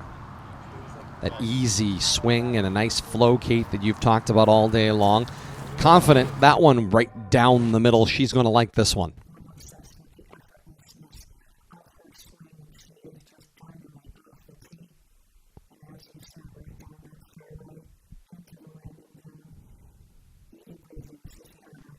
Curled it from right to left and drops it with a nice look at the green in front of her. One more to go off from this group. Group number 2 here at 7th tee. It's Leominster's Michael Crowley. Had that tough end just moments ago on the 6th green. You can see he's taken his time, went last in the group. He's got 5 wood in hand. He'd like to just put this one out there and get well beyond the issues he had closing up his 6th hole. Aiming a little bit toward that left side here. And he will come back and pop this one up into the air. Perhaps we'll have to see on replay if he grounded the club coming into contact as he looks out forward toward that landing zone. A little frustrated as he walks back toward his bag. Let's see it again on Shot Tracer here.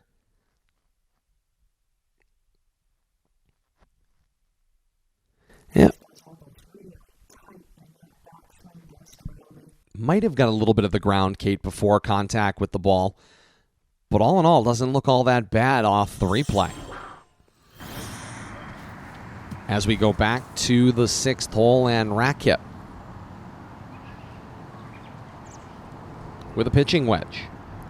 Pitching from just below the green surface, gets it up on the surface, gets a nice release into the center of the green.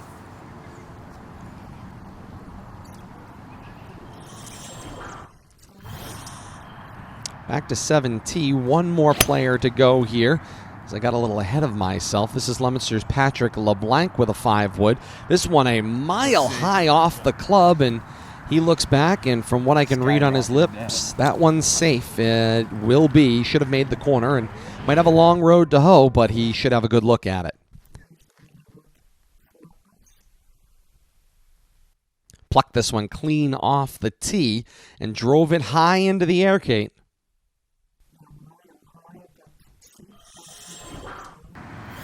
As Group 3 approaches the 6th green, Alex Nelson eyes his 58-foot putt. He got it on top of the table off that false front, Kate, but he has got a long way to the hole. Still 58 feet to go, looking at a birdie opportunity here, one that he could certainly use and would certainly help the Leominster team at this juncture here on the 6th.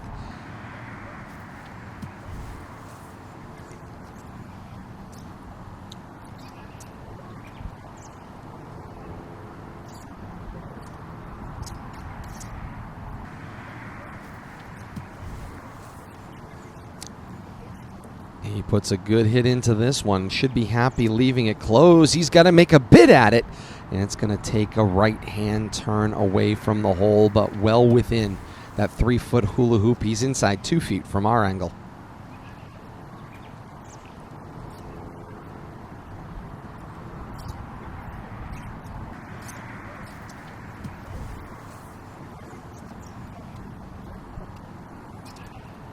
Yeah, the only tough part is he's a little further into this ridge coming from right to left. Putting with the ball above his feet. He'll make good contact, slide it down the ridge, try to peel it from right to left, and the ball falls off right again. Seen quite a few putts miss to the right on this hole today.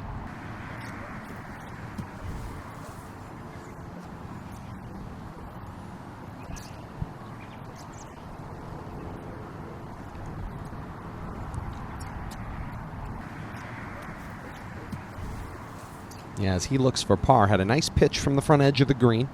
Gets himself to this location, puts a hit into it, and that's got to be a miss-hit. That comes up well short, just not hard enough.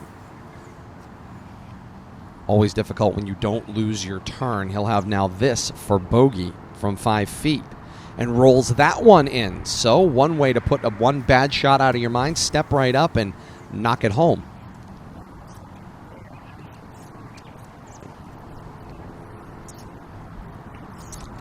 He had the beautiful drive, Velcroed right here within 3 feet.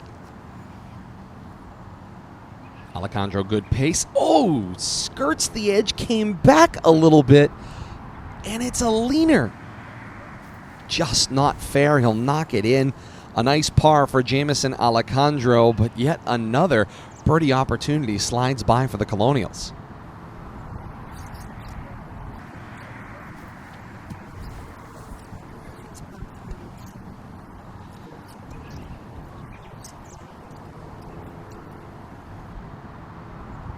And he will knock it in.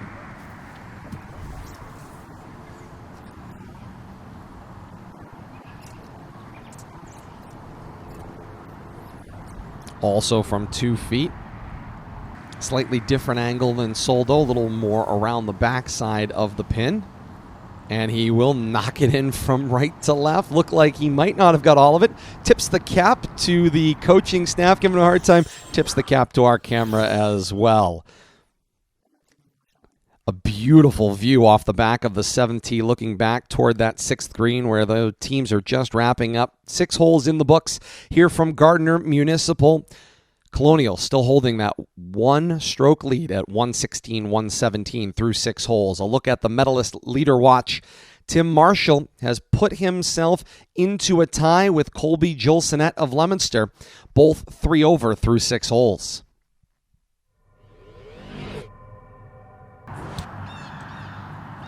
And right on to the 7th tee for this 3rd group. They are clear to tee off. This is Rakip with a driver. Well struck down the left side of this fairway. Going to curl back a little bit to the right. Indications seem to be that he's going to be okay.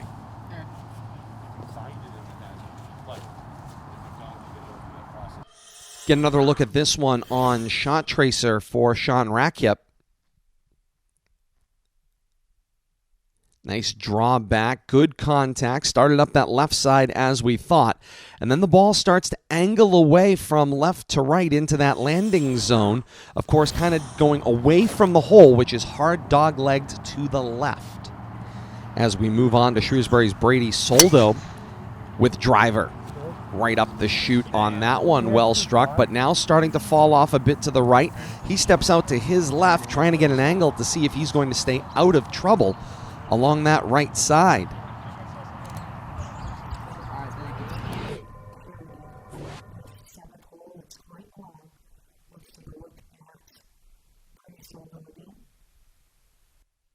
Gets the sweet spot on this one. And again, good straight up the chute start, and then as the ball starts to reach its peak, it starts to fall off to the right. By our angle, doesn't look like it hopped in, but it very well may have. Players will have to find that as they walk their way up the fairway. And that brings up his teammate, Jamison Alejandro. 5-wood in hand, doesn't carry a driver, remember. And Alejandro with a good swing on that one. Heading hard up toward the left corner, and he's not entirely certain where this one may have gone. We might get some indications as we look ahead at Shot Tracer.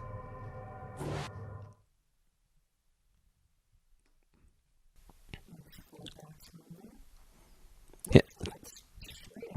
Yeah, straight ahead at the left corner.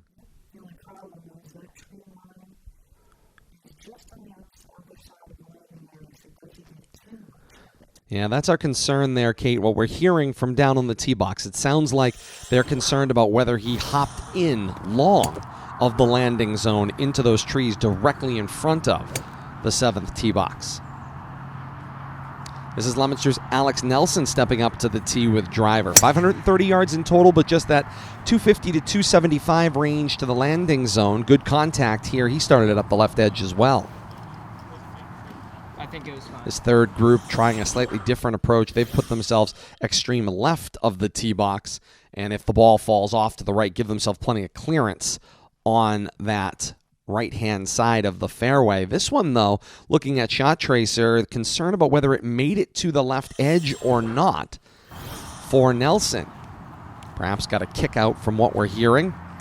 And now this is Jamison Alejandro with the concerns ahead that his ball may have hopped into those woods all the way in front along the edge of the landing zone. He's decided to hit a provisional here, and he's pulled out a 5-iron to do it. Just wants to put a ball in play. Good contact there with the 5-iron. That should be safely out in the landing zone. Should have a look at it from the left corner. Odds are that the first one's probably further, so you can play that ball. So hit that You can hear him getting some instructions from Coach Robichaud. He's asked them to play the provisional ball first, and if he's able to find his original ball, he'll just pick up the provisional after hitting his second shot. Last group heading down the 7th fairway as we continue here from Gardner Municipal. This is RFM.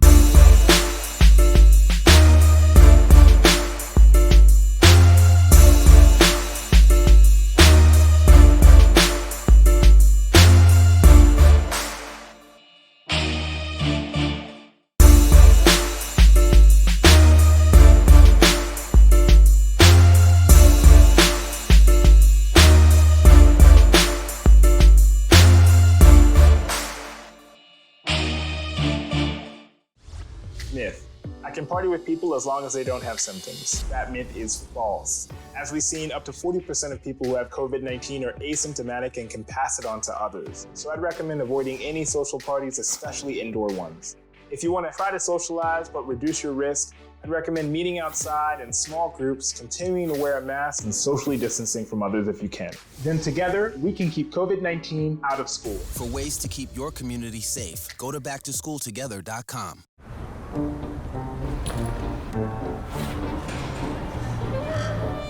We might root for different teams, but we all respect the game. And we can all root for each other when we wear a mask.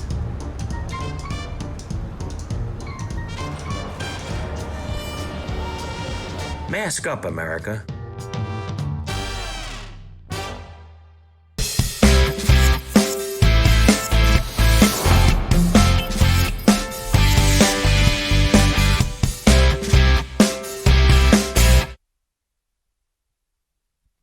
A beautiful fall afternoon in Gardner, Massachusetts, here on Rivalry Family Media. 3 years in the making, this golf broadcast, and happy to have you joining us on this beautiful fall afternoon in October here on Rivalry Family Media. Leominster and Shrewsbury doing battle here at Gardner Municipal. Happy to have you along with us. Todd Robbins, Kate Robbins, Bill Thomas out along the course for us as well as we get an update on Group 1 completing play at the par 5 7th. 2 over for Leominster's Colby Jolsonet. A bogey for Priyanshu Deshmukh of Shrewsbury. His 7-hole total of 36. Daniel Simons, the freshman from Leominster, 3 over on the par 5 7th. David Kelly matches with a 3 over on that par 5 7th as well. It was a struggle for many teams on that first group. As we take a look at the sun starting to set here on the 8th green, as Group 1 has already teed off on 8. We'll catch up with their action here in and around the 8th green after this update on Group number 2, who's finishing play at the 7th as well. 2 over for Leominster's Michael Crowley, a 7-hole total of 38. A beautiful par for Tim Marshall, was able to find his ball in the landing zone and matriculate down the course with 4 more shots and in for his 5. 1 over for Patrick LeBlanc, the bogey at 7. A bogey also for Shrewsbury's Sissy Hahn. And we'll have more with Group 2 in a moment, but in the meantime, We go back to play here at the 8th green. This is Leominster's Colby Jolsonet facing a right-to-left swinger from the fringe. Not able to get that one to bend. Almost straight Kate off of the putter.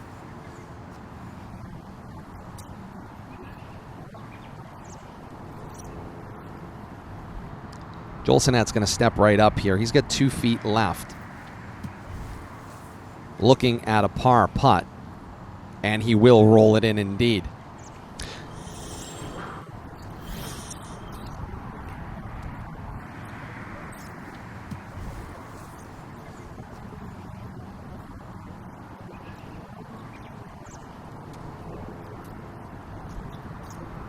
Simons with the nice touch with the pitch from off the green. Gets it to roll up there, and he will now take a look at things. He will walk up and complete his par. Going to waste no time thinking about it. Absolutely, and knocks it in. Clears the dance floor for Deschmuke. Looking at his second shot from off the green as well. 16 yards away with a wedge. See it come right to left into your viewing area. We'll leave him about even with his teammate David Kelly.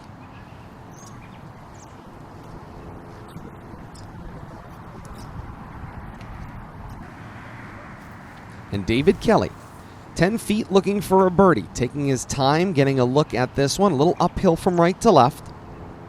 Kelly puts a good stroke on it, follows the ridge, and down it goes. A birdie for David Kelly, a little club flip like, yeah, I knew that was going to happen the whole time. We'll get another look at this one. Hits it at just the right speed, able to use the right to left read, and then follows right in with a kiss of the flag stick, and down it goes.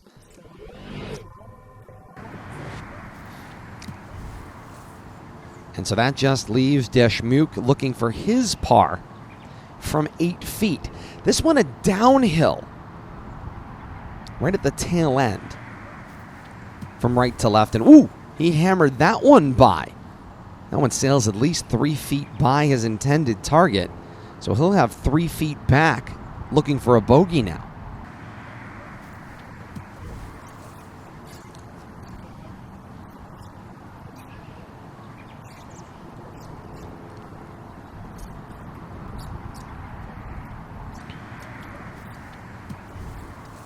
Looking for bogey here. Good firm stroke around the cup and still out. Oh my, that adds insult to injury, and he'll tap in for double here at the par 3/8. Played that one well and just doesn't get rewarded as we see it again on the slow-mo. Contact and right around the pin and out.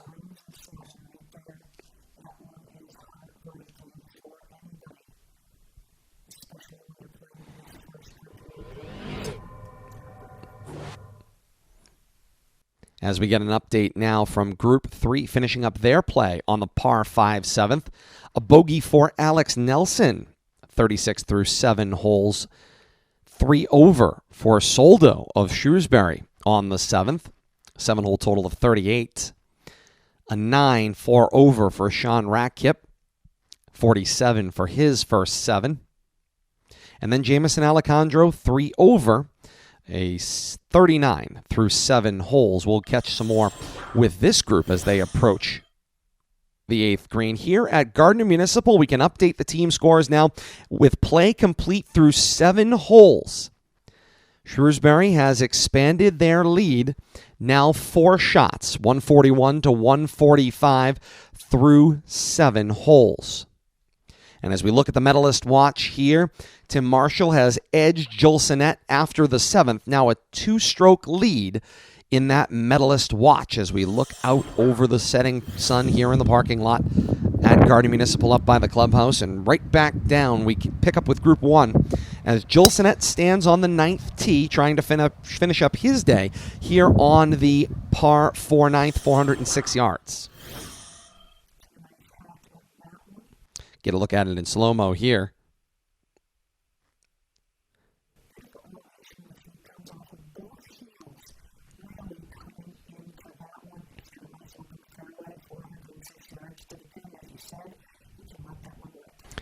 He'll have a great look uphill on that one as Bill Thomas previews this 9th hole.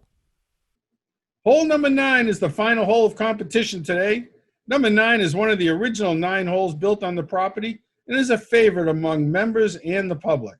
The 416-yard par 4 places players on an elevated tee box surveying the 1st and 9th fairways, separated by a tree line of evergreens to the player's left at the tee. A red-staked marshy water hazard frames the right-hand side of the landing area, roughly 230 yards from the tee, ready to swallow up any shot hit in its direction. Approach shots to the 9th green are straight uphill to the smallest green on the golf course at just 18 yards wide. Shots in and around the green will kick left to right. Overshooting the green on 9 means a lookout parking lot. Thank you, Bill. And Deschmuke now steps up, the number 1 for Shrewsbury. He's got the ball teed up to the extreme right of this 9th tee box. So you can see daylight is going to start to become a concern, Kate, as the sun drops further and further down from behind this 9th. Good contact for Deschmuke. We may have pulled this one a little bit to the left.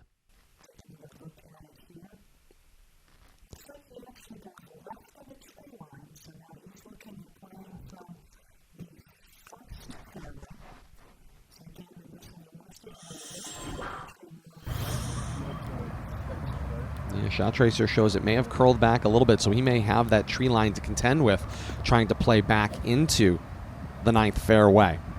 Daniel Simons now for Leominster. The driver 406 yards to the 9th. An elevated green from an elevated tee box. The valley is the fairway you will play. Great contact there as he smokes this one up the fairway and pulls it to the left initially. And it will draw back nicely from left to right.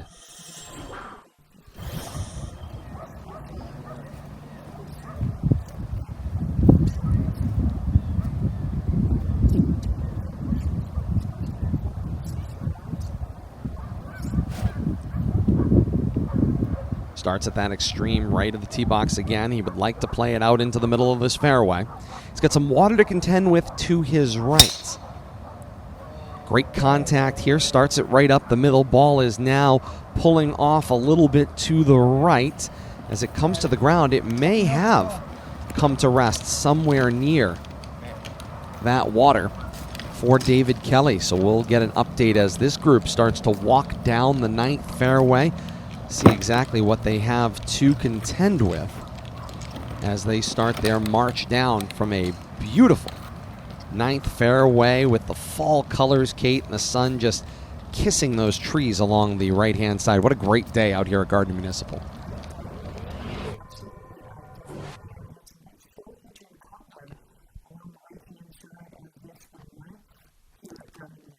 As we cue it up here on Shot Tracer, you can see it heads out initially down the middle and then starts to fall off a little bit to the right for Shrewsbury's Kelly.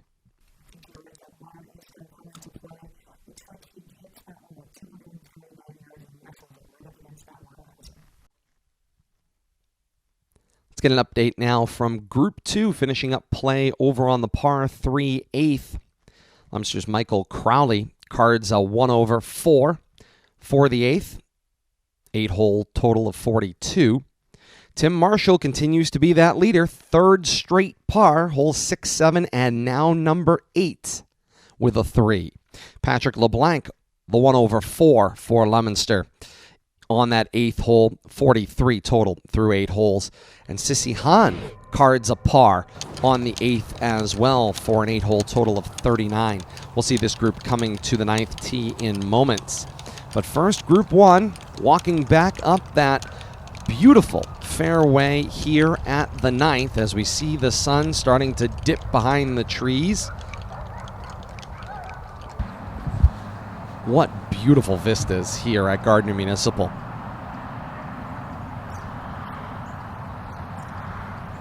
Without a doubt.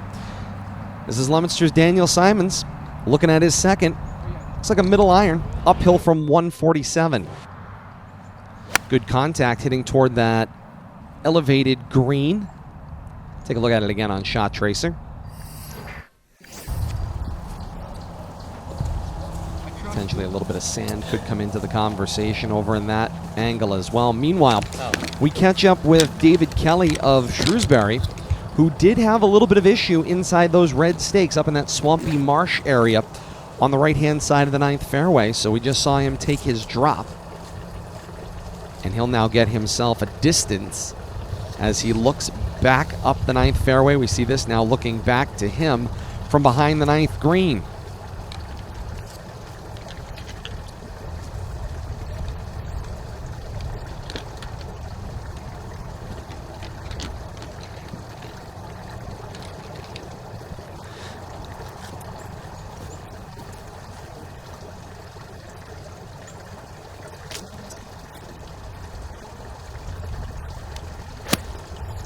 Yeah, his third after taking the drop here.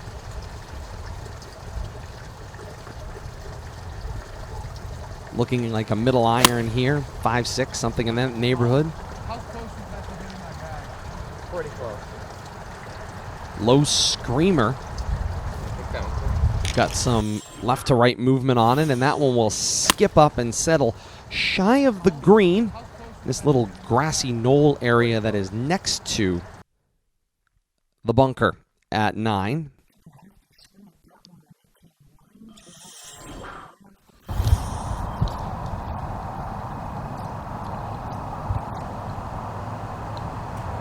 And just in front of him, Leominster's Joel Sinnett. Looking at 124 yards uphill. You can see the flag in front of him. Pretty swing there. Starts out on a good line. Comes up a little bit short there, Kate.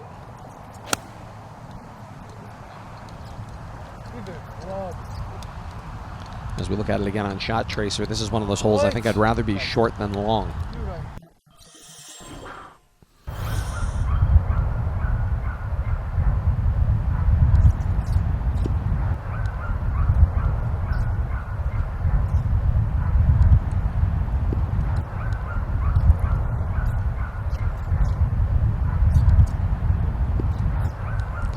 Dashmuk played the ball from the first fairway back across to the 9th. He now has himself in a good location, looking uphill for his third shot. 62 yards away, he's in some thick rough. Steps up, takes a mighty hack at it. Divot comes out. It will take some of the steam off of it. Indeed it did. Looks like just a shade over 25 yards in the air, and then got about a 3-foot hop at the end. You can see that divot again on the slow-mo with the Shot Tracer. Again, maybe better short than long. He's got some green to work with. Yeah, no question about that.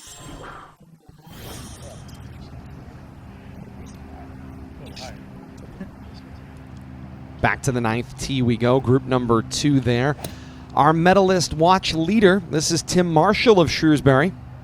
He's got driver, and he's starting at the extreme right-hand side of this 9th tee box.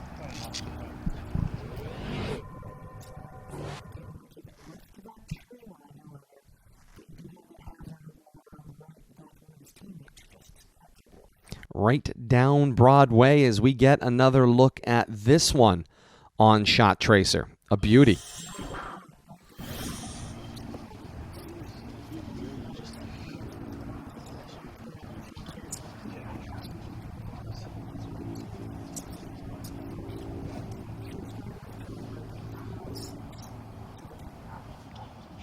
Han looks out over that overshadowed landing area here at the 9th. Let's go with the club on the backswing. Indeed, and didn't bother looking at it. That one is well struck and well on its way. As you can see, its landing zone, Kate, 256 yards, crushed by Sissy Han.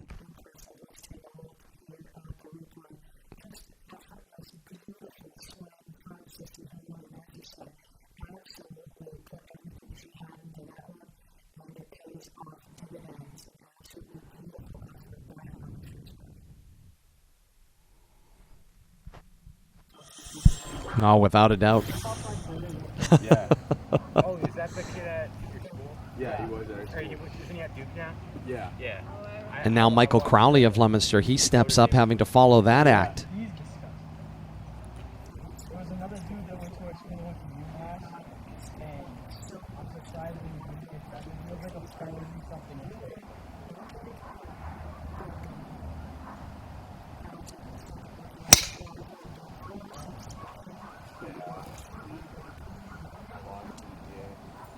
And with the driver, he swings, starts this one down the middle. Starts to fall off a little bit to the right toward that danger, yeah. You see the ball on shot tracer, starts to peel off in flight, heading toward that water. Kate, it looks like he's going to be okay, though. I think he's well short of the water.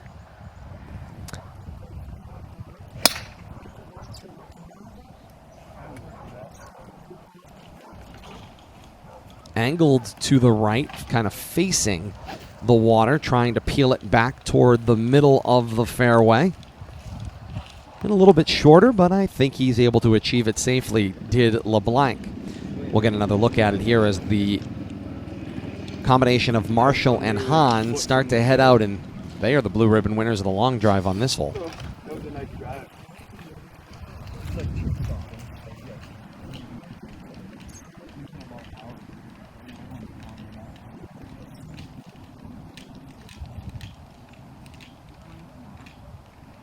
Sun continues to droop behind the trees.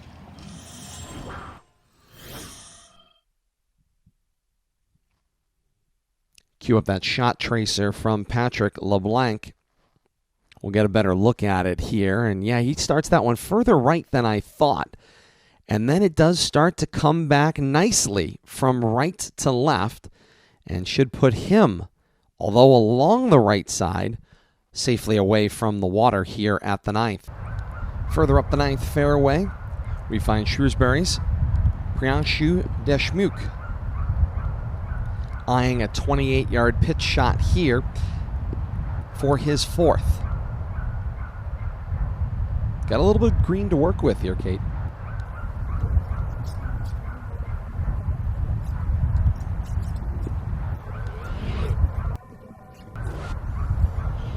Pin high, skips and holds.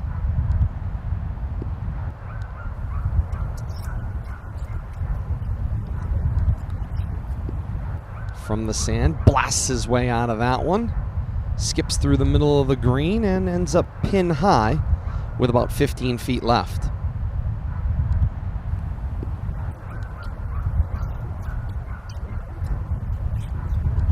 On top of that little knoll, Kate, ball might be settled a little below his feet. Good pitch here. Skips up into the green.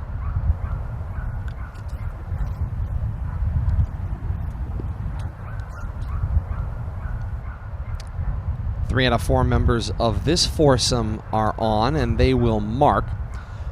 Leominster's Joel Sinnett awaits Simons, who's got to go up and mark.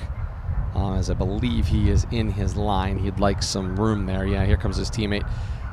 Daniel Simons will step across the line and will mark and then step out of the way, which will give Joel Sinnett the clear path to the hole. He's looking at about 13 yards from just off the green for his third. Got a wedge in hand. Gets a nice loft, yes. Skips into the green, gets the release, and leaves it within 6 feet. So we head back to the eighth, Kate. And this is Leominster's Alex Nelson, well below grade, with the Goose Gallery following. The pop shot with a nice pitch up there into the center of the green. Gets it to the top of the downhill there. Nice pitch by Nelson moments ago. And now Sean Rakip, 29 yards away with his pitch shot for his second. Catches the collar, then through the fringe and up onto the green.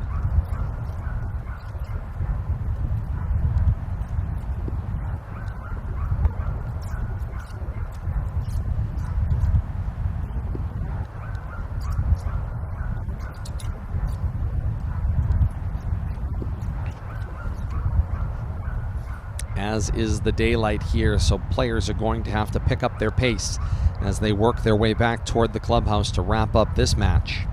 This is Jamison Alejandro looking at his second. 41 feet. This is a sweeping right to left putt. Putts toward the center of the green. Here comes the grab. Will it cut back to the left enough? Not so much for Alejandro, but leaves him a good distance away for his par attempt.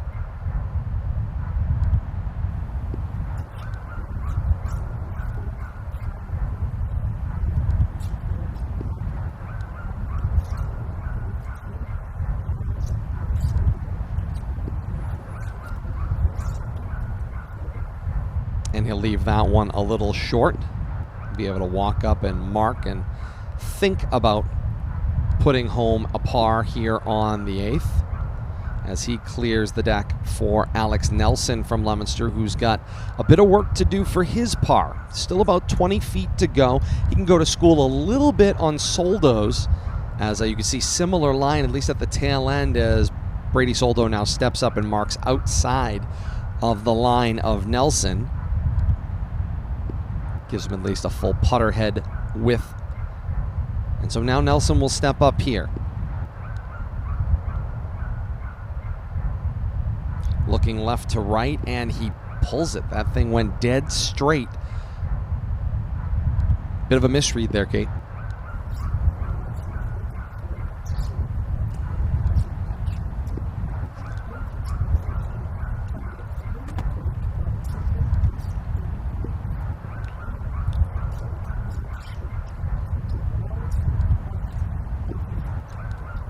Sean Rakip gives it a go with a 16-foot attempt for par. Not able to hit, but a nice attempt on that one as it slides by just at the end.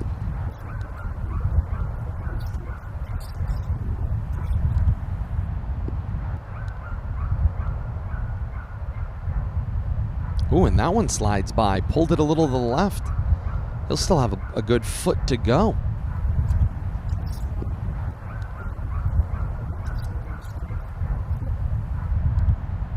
Looking for par here, and he left it just wide of the cup. He'll have to tap in for a bogey. Everything looked like it was lining up for Soldo. Not able to do it, and then Alejandro right behind him rattles the flag and doesn't get it to go. So he has to tap in now for double bogey. Just a bit of a lost concentration there for both Colonial players.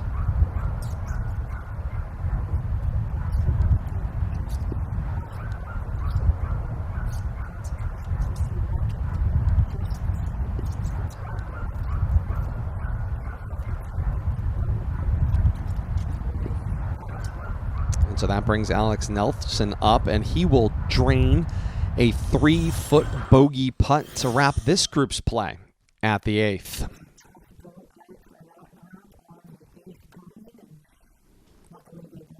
Through 8 holes, Colonials with a 6-stroke advantage, 154 to 160. Through 8, let's look at the medalist watch list. Tim Marshall maintaining that 2-stroke lead off the strength of 3 straight pars on holes 6, 7, and 8. 3 over the leader for Marshall. And now back to the 9th green, and Leominster's Daniel Simon from 15 feet, his 4th. And rolls it in. Yes, that one will count.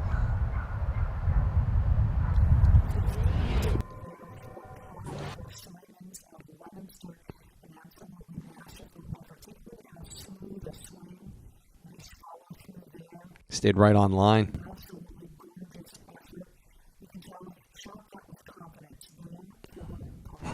And down it goes.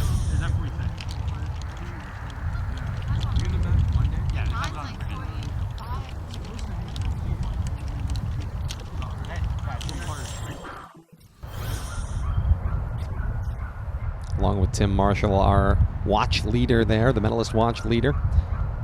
We'll get back to their action on the 8th in a moment as Colby Jolsonet puts his ball down for Leominster. Looking at his 4th, he's got 6 feet left to go. A bit uphill. Trying to finish up his round. Maybe put a little pressure on Marshall. Good stroke, and ran out of gas.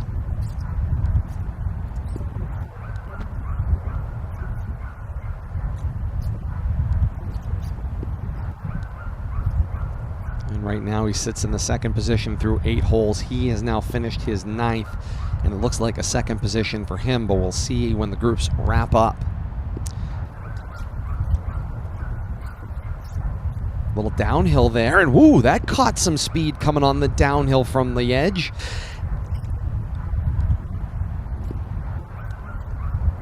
Still quite a bit of work to do to finish up his day, as he'll then mark and then kind of re-angle his ball, looking for a 6 now from 3 feet.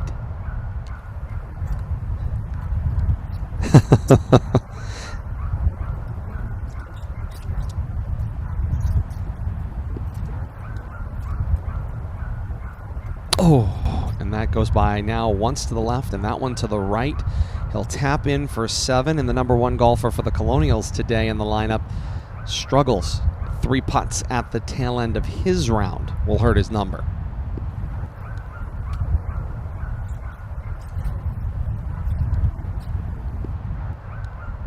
Good touch, center of the cup right off the flag and in for his bogey. And so Kelly will finish up his round and finish up the round for group number 1. They'll head in for tabulation.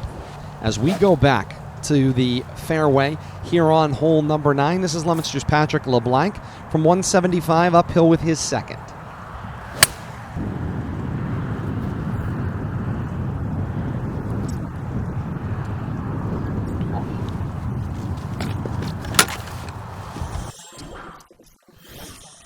You described this as a low line drive when we saw David Kelly do it, Kate. Looked like about a 5-wood in hand. Tried to play a low stinger, did LeBlanc. Played it from left to right, and it did skip up into that little grassy knoll area next to the bunker on 9 green.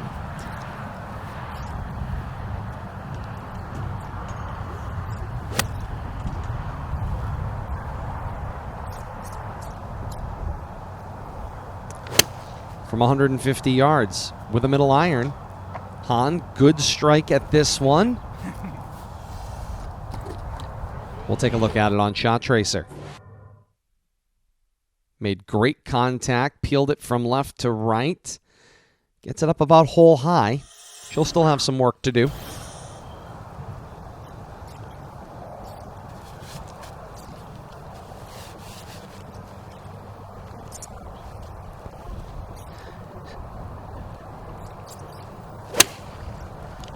Yeah, just stayed in play on his initial drive. Up left of the green here, so he's still short. Playing left of where Joel Sinnett did in the previous group.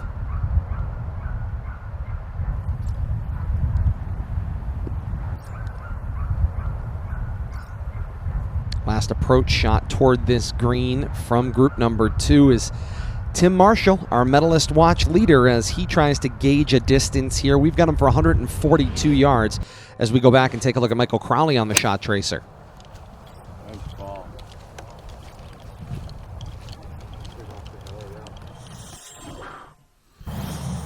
And so now Marshall, 142 yards, hitting straight up the face of this hill.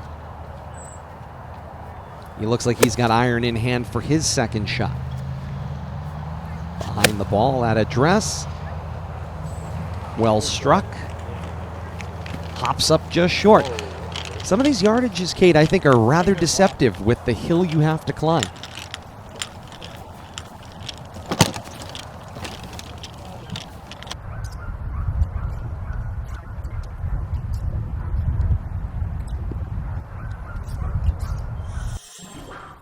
As we head back to the tee box here on 9, it's Leominster's Alex Nelson leading off for group number 3.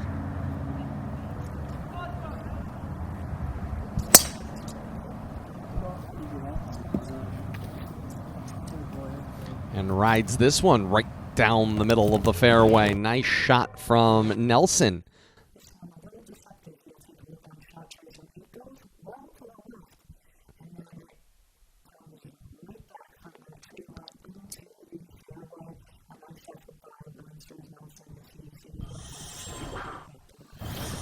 Indeed. And back to the tee. This is Jamison Alejandro for the Colonials. Again, no driver in Alejandro's bag. He's got 3 wood in hand to cover his 406 yards. He's been dealing with length control issues. It's likely why he doesn't play the driver. He plays 3 wood, trying to knock down some of the distance. And oh, that one, he caught the inside edge of the club, and he's driven that one, Kate, down into the ravine.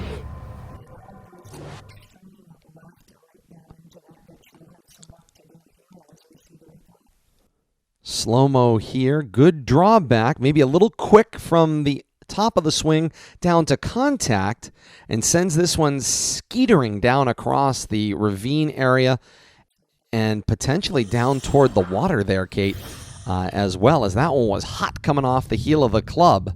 Frustrating for Alejandro, to say the least.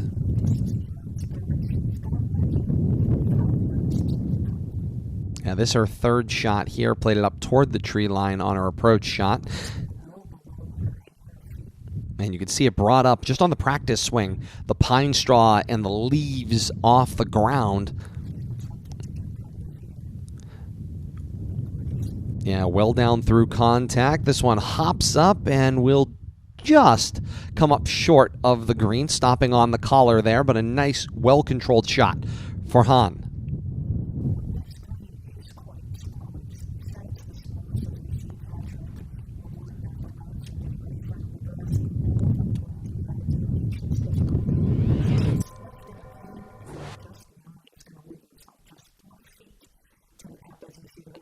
Yeah, good bid here at this one as he looked to flush it for birdie. As you can see, his shot stopped up short of the bunker there, and then tries to pitch it. Stays waist high with the draw back. Good through contact. Skips it up, gets it to land just into the green, gets a good bounding release. He would need it to take a little steam off of it as it came toward the hole.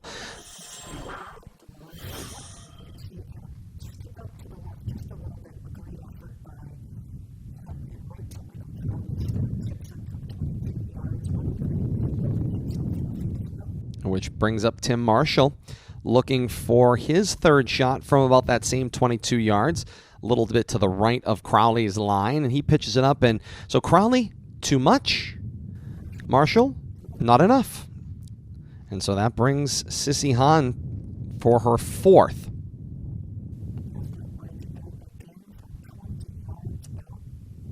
You can see from the practice swing what she's looking to do. She would like to just deaden this ball into the green and get a release.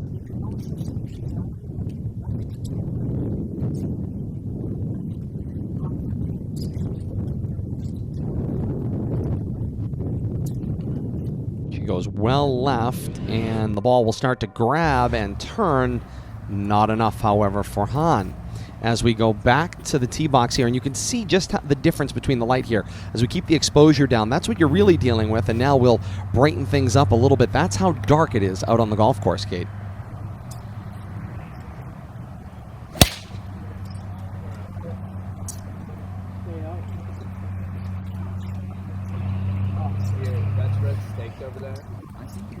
Yeah, low slice from left to right heading toward that swamp. We'll see if it skips up in there, and he's got trouble to deal with. Definitely looks like a possibility.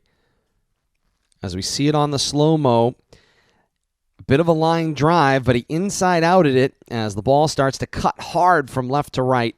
And then once it gets the ground, it's got a lot of speed on it, gets the roll toward that swampy area. He's got trouble here on 9.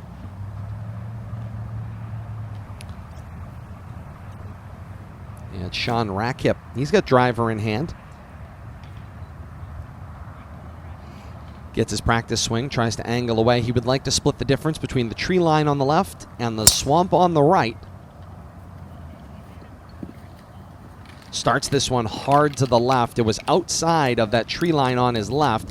Let's see if it comes back for him. Does not look like it will. As he points out to Alejandro where his ball went on his drive a little while ago, down in that ravine area. Alejandro's still got quite a bit to contend with. Still more than 300 yards away uphill to this 9th green as we take a look at the shot tracer from Rakip. Yes, it did, and it never did quite grab. That's what it looked like from our angle with our eye.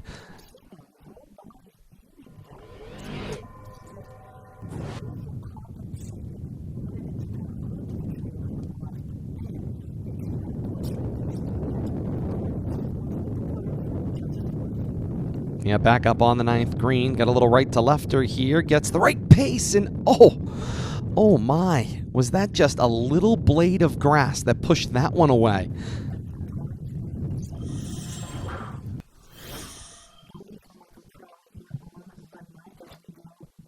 To an instant replay as we look at that bid for par from Crowley. You can see the nice drawback, well controlled, had the speed right. It followed and bent nicely, and then just the one blade of grass pushes it away. Able to finish with the bogey.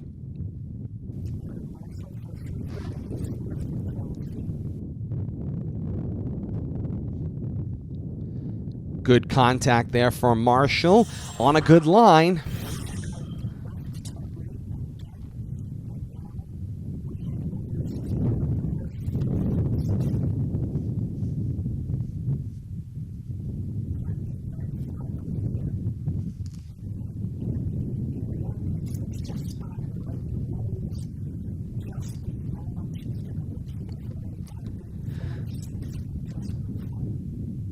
She'll finish 2 over here on the 9th.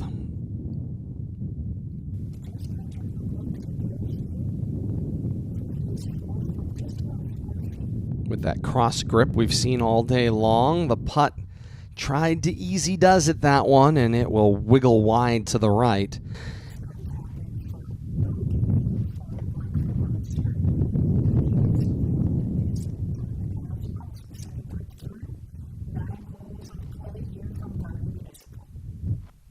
With just the 3rd group and the chase pack to come.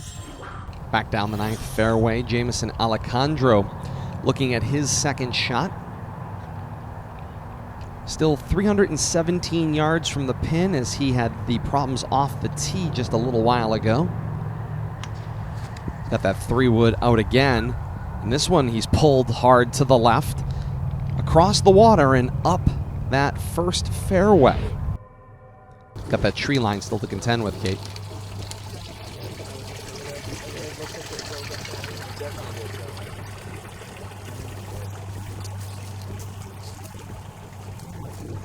Yeah, Alex Nelson there with him from Leominster as well as they try to find the ball inside of the red stake area, so they're just trying to locate it so that he can take a drop here. Try a drop? Yeah. Does not look like they are able to locate it. We'll listen in. Where it went in. It's kind of tough on the hill. You could drop on top of the hill. Yeah. I wouldn't want to like drop it here and then have to, you know what I mean? Dropping it on top is probably inside. Kate, it looks like the concern here is footing. Yeah, I think you can drop it on the line. And where exactly they go to drop the ball.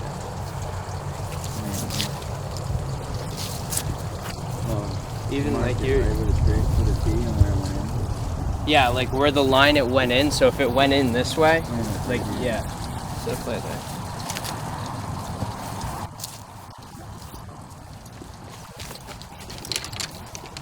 Yeah, without a doubt.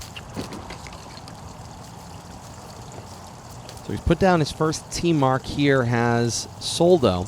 Now he can take the longest club out of his bag, in this case his driver, as he tries to draw a line using that club to seek his distance.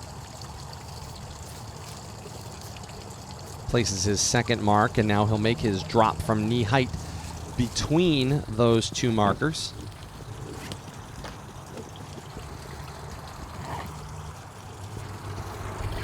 Has to first find another ball for an option here.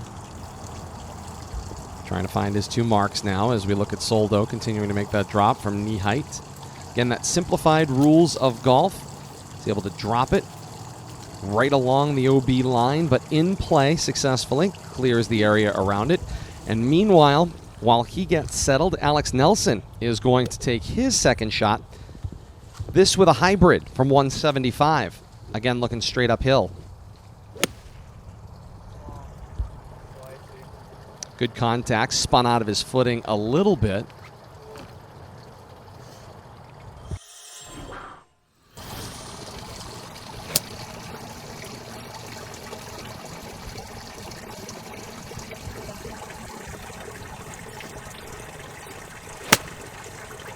Got a good drop on this one. Makes great contact. This one is crushed heading uphill. It will stop short and then get a great release off of a couple of hops. Actually rolls through the green and up into the first cut of rough. Well struck from that location. You could hear Alex Nelson say to him, great shot from that location as well.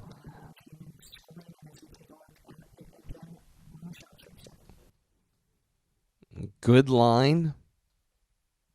Good air, well hit. Again, playing it just short of the green as we look at it now from the other angle in slow motion. Indeed, from a difficult situation. And there the ball comes, the 2-hop. And then onto the putting surface.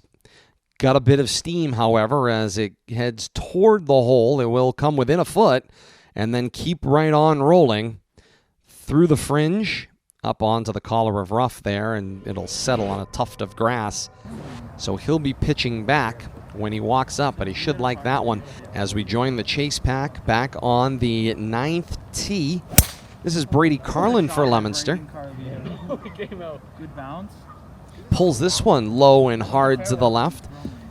Similar line to Alejandro from the group ahead. Got a smile on his face, Kate, as he's got a little bit of trouble as we look at super slow-mo.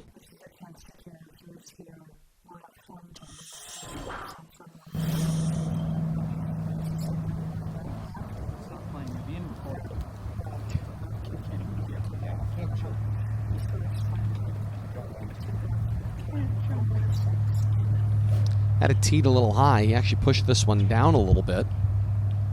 Very rigid on the backswing.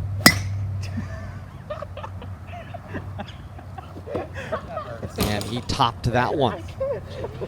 Also down into that ravine with still about 300 yards to go. Admire the smiles as they start to wrap up their round. Sometimes in golf, we've all been here. Topped this one down. It will fall off the elevated green. Elevated tee box. As we get an update back ahead, Group 1, we look at the final cards. Colby Jolsonet from Leominster finishes with a 41 today. Priyanshu Deshmukh of Shrewsbury, the senior, finishes with a 48. The freshman, Daniel Simons, 46 for 9 holes today, finishing with that par 4 on the 9th. David Kelly wrapped up Group 1, a 9-hole total of 45 with a bogey 5 on the 9th. As we head back to Connor Del Greco in the chase pack. Back here on the 9th tee. He'll go to the extreme left of the tee box here.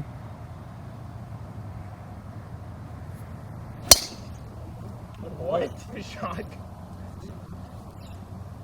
Puts a mighty swing into that one, and he's pulled this one up the first fairway left of that 9th fairway target. I start recording you every time you shoot now. Picked it clean. You know you're having a day.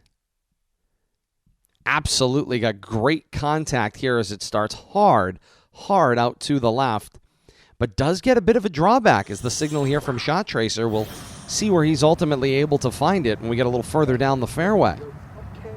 Last member left in the chase pack today, Evan McCarthy on the tee here at 9 with the driver.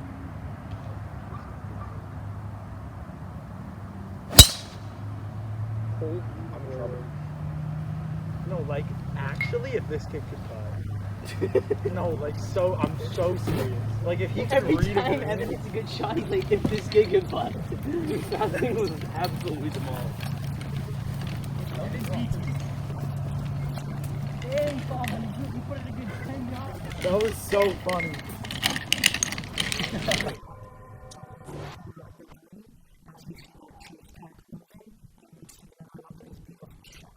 And here's McCarthy's shot-on-shot tracer.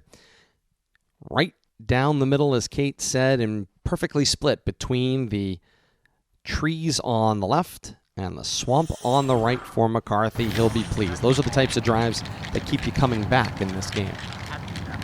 As we see the chase pack walking down the 9th fairway.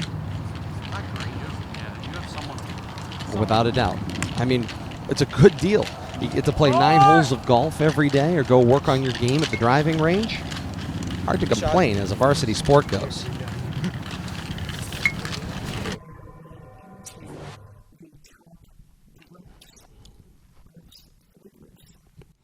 Once again, a look at the scorecards. This from Group 2 as they've wrapped up their round. 48 for Michael Crowley, the senior. Tim Marshall, medalist leader through 8. Bogey's number 9. 39 for the day, 4 over. We'll see how that affects the medalist standings. A bogey 5 for Patrick LeBlanc on the 9th. 9-hole total of 48. And Sissy Hahn with double bogey on the 9th. 45 for her round today.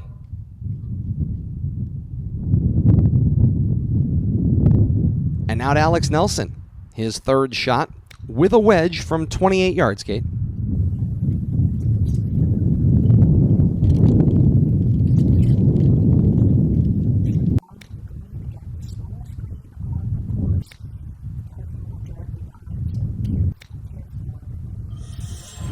Gets some flight on this one, catches back edge, and it will skip up into the rough on Nelson. So played that one a little bit long. Brady Soldo now from the other side. Ooh, looked like almost a double hit as he scooped that one.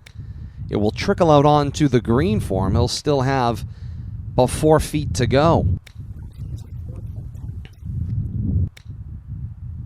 Sean Ratkip playing from the fringe on his 5th.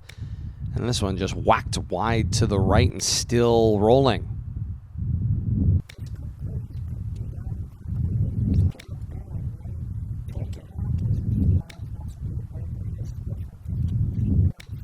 Yeah, playing from the rough, using that wedge with the putting stroke, and that one will slide by inside of 6 inches as it went by the hole to the right, and it will leave about 3 feet for Nelson to finish up his day.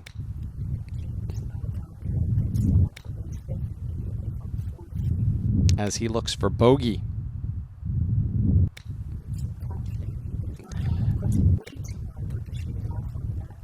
Yeah, caught the cup. It's now outside of 3 feet.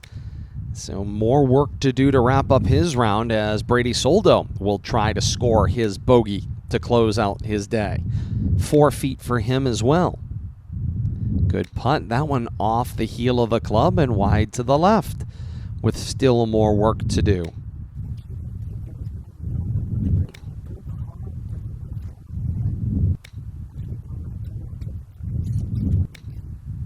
And Ratkip with a good putt, and then it just checked up short and pulls off to the left. This will leave him a foot to go for his 7. Tough triple bogey to end the day for Ratkip.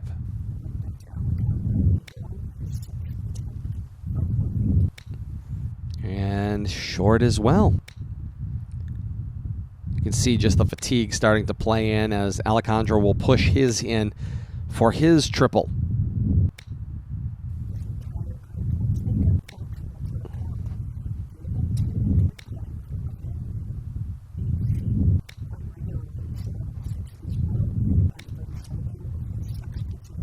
Good firm stroke and drives it home.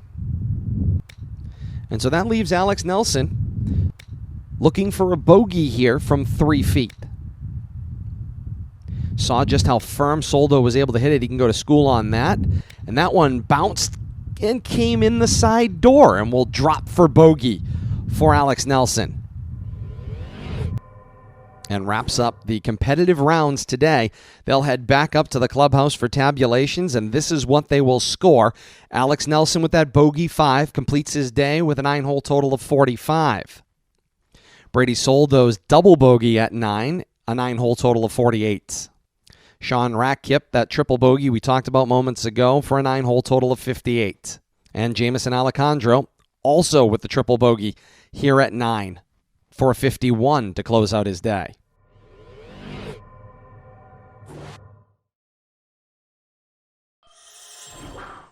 By a final score of 177 to 180, the Blue Devils of Leominster fall to the Colonials of Shrewsbury.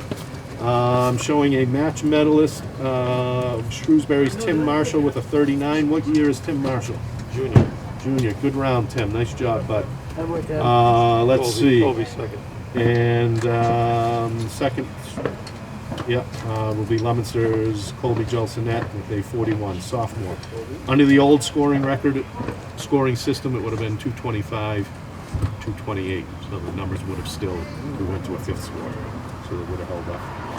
Leominster falls to 1-5 on the season. What's Neshoba at now, Coach? We are 2-1. We're Shrewsbury though, not Neshoba. Oh, sorry. So you I'm thinking of my son and whether or not he's doing well. So you came into today at 1-1. You leave at 2-1. Yep. All righty. Colonials, good luck to you the rest of the way. Thanks. Maybe we'll see each other in the playoffs. Be safe, be well. We'll go. Yeah. There we go. All right. More to come. This is RFM. Show some respect. Show you give a damn. Show the world how it's done. Show them that when your community needed you the most, you showed up.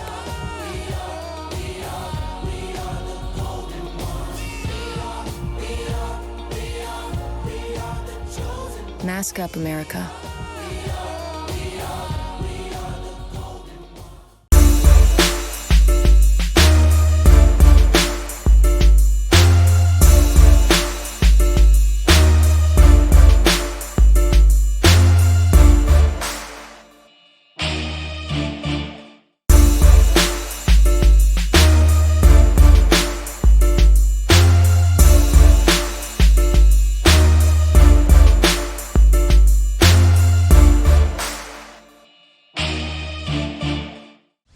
Myth. If you get COVID-19, you'll recover after a few days. That myth is false. We're only just beginning to understand the effects of COVID-19 on the human body, as we're starting to see more and more people identifying as long haulers who are having symptoms for weeks, if not months, after their initial infection. Continue to wear a mask, socially distance, and wash your hands. Together, we can keep COVID out of school. For ways to keep your community safe, go to backtoschooltogether.com.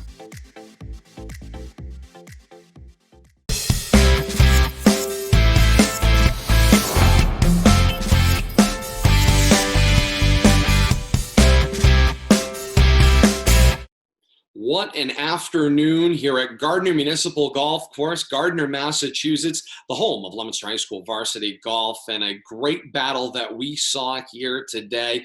The Colonials edge the Blue Devils. Shrewsbury improves their record to 2-1 overall through their first 3 matches of 2020. Meanwhile, the Blue Devils fall to 1-5 overall in their first 6 matches of 2020. And back inside our broadcast studio here on Rivalry Family Media, it's been fantastic to have you with us for this golf special, 3 years in the making. And Kate, we weren't disappointed. We got a fantastic match here today, back and forth at points. Ultimately, the play of Tim Marshall for Shrewsbury really did carry the day with that overall 39. It was an impressive outing, that is for absolutely certain. And as you said, it was neck and neck there for quite a while. And so just a wonderful day, wonderful atmosphere, wonderful weather. And you couldn't have asked for anything else unless you're the Blue Devils. You wanted to get the W. But other than that, that's the only thing. I mean, somebody had to come out on top. And as you said, Tim Marshall had a masterful performance, particularly on the back half. And he comes away with it, and a great effort by both squads. And Coach Robichaud alluded to it in our pre-match conversation, and that had a lot to do with the chemistry and pairings as you put players together. And the leadership doesn't always have to come out of the 1-2 spot or the 5-6 position. It can come really from anywhere, top to bottom, on your card, especially when you're looking at a scenario where, yes, 6 golfers went out for each team in the score competition, but only the top 4 scores were counted toward the final totals. So when you think about it, any 4 golfers, whoever had the best 4 days, 4 rounds, if you will, that were played today, that's the scores that ultimately went in to make up these final scores. And so Tim Marshall, although playing in the 3 position today for Shrewsbury, clearly led the day. Meanwhile, for Leominster, it was the somewhat expected number 1 golfer that went out today in Colby Gilsonet. He's the secondary match honor winner. He finished tops for Leominster, 2nd overall today, and he played a great match. He was neck and neck with Tim Marshall for a long period of time and struggled a little bit in a couple of spots that hurt his overall total. But honestly, all in all, a great match today between these 2 schools. And really, you saw the chemistry play out between the different players, trying to pick each other up at different points throughout the match. Not only camaraderie between the players on each individual squad, but across enemy lines as well, as it were. And so that was just really great to be able to see, and just to be able to watch these student athletes navigate what is not an easy thing to do. I mean, the best professionals in the world struggle to go out there. And not only that, for these young athletes to go out there, put themselves out in a position where they have to be on camera as well, to be able to keep their cool and to be able to perform at such a high level was just really impressive across the board. And again, I know we've been shelling out kudos. Obviously, we're going to do it again, but to both coaching staffs for allowing us as much access as we wanted. There was nothing really that was off limits to us. Obviously, to Gardner Municipal Golf Club as well. Their hospitality was just absolutely phenomenal. But to the young student athletes themselves, it's not easy to put yourself out there and to perform with a camera crew monitoring your every single move, especially for some of these athletes. It's their first season. For some of these student athletes, we're in the middle of a pandemic. We're in the middle of COVID. And for some of these student athletes, this is not even their premier sport. It's not their first, second, or third sport. This is a rare opportunity where, in 20 or 30 years, we'll be looking back in the history books and in the historical annals of Leominster High School athletics, and we'll be able to see, oh my God, you played 4 varsity sports as a high school student? That's crazy. And so it's an interesting year. And so just thank you to everybody. And I know that you'll dish out kudos as well to everybody, but it was a wonderful day. No question about that. Very fortunate to be able to be here and achieve one of the great goals Rivalry Family Media has had in being able to feature a Mid-Wach golf match. And I have a sneaking suspicion this will become an annual or at least biannual opportunity, hopefully, if schedules can continue to line up in the years to come as well. Let's take a look one more time at the final scorecards from our scoring competition. In the order of finish, once again, our medalist for today's match, Tim Marshall, the junior from Shrewsbury, and you can see those key points on his card.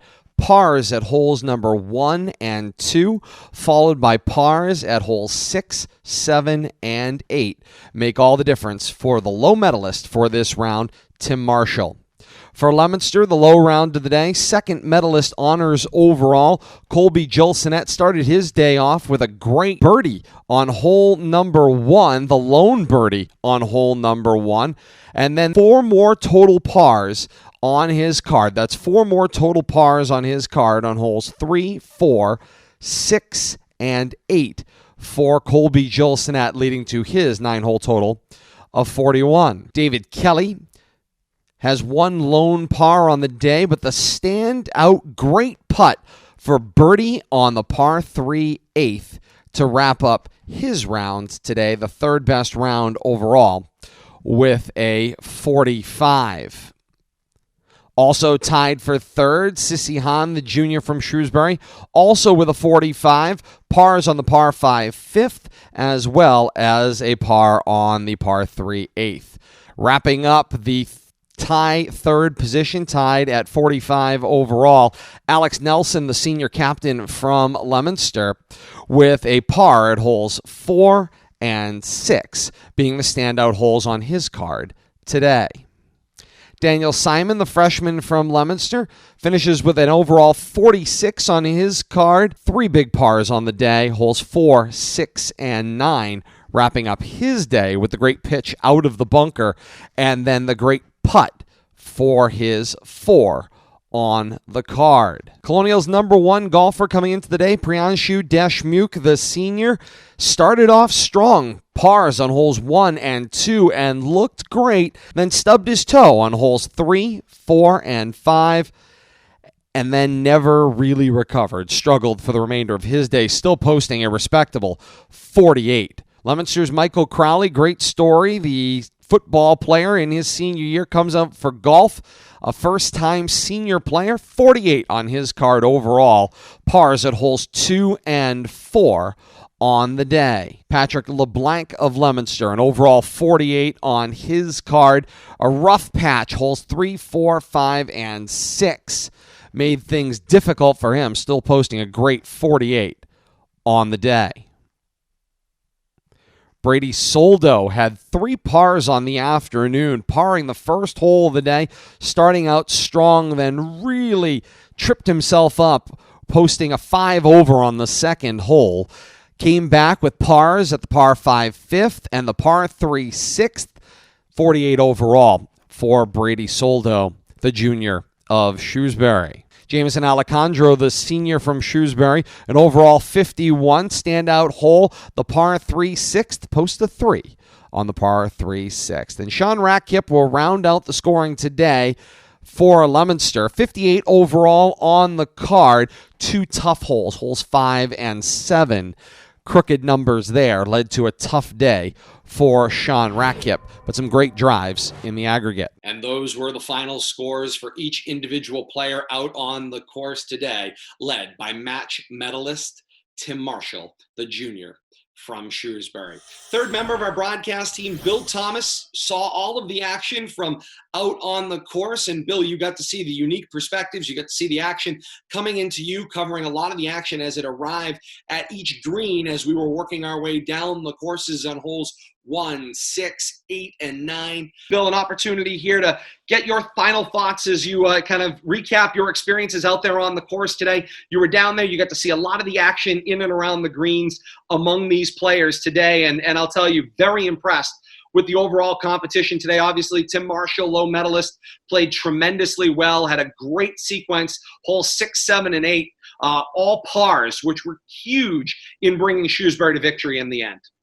Yeah, we saw him coming down the stretch, just nailing his second and third shots. The short game was working for him. And like you say, when you're coming down the stretch and you can play par, that's going to win you pretty much any match on any given day. And he really led the way for that Shrewsbury team today. Other thing of notes to me that was out there is, of course, Leominster really poised for success in the long run. Their top 2 golfers and the second medalist on the day, Colby Gilsonette, only a sophomore. Daniel Simons out there was on the top team as Leominster's second golfer out there of the day, a freshman. Top 2 players out on the course for Leominster have got 3 more years in front of them together. Yeah, we saw those 2 players making some great shots, a couple of younger players that are on the team with a great future ahead of them. And, we're looking forward to watching those guys. They showed us today that there is a future in Leominster golf, and those are 2 of the leaders right there. Looking forward to seeing those guys in the coming years as our coverage expands. And Bill Thomas, this was 3 years in the making to get to this point, to get out on the course. Finally out there, a great experience with this broadcast out there today at Gardner Municipal. What were your thoughts? What was the experience like being down there and seeing the action up close?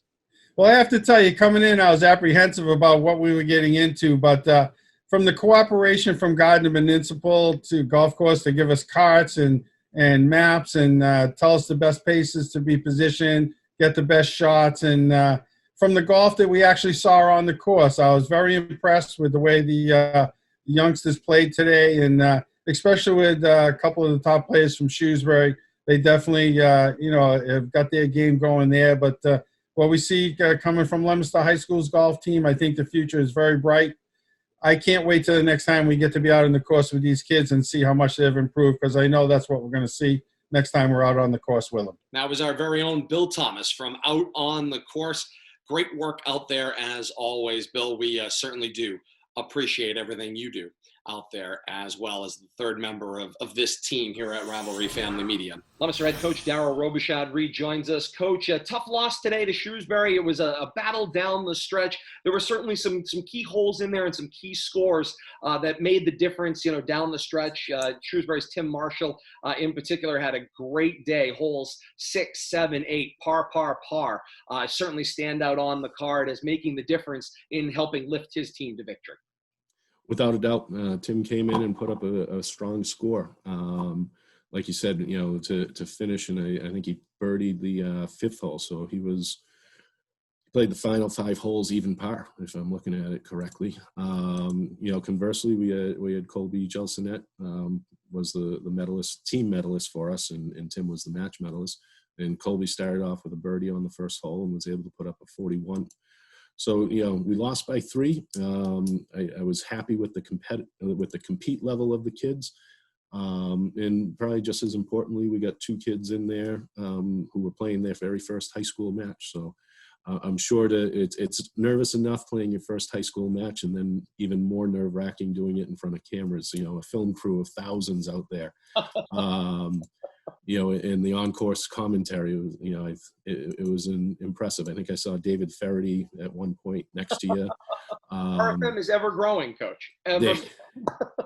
Indeed.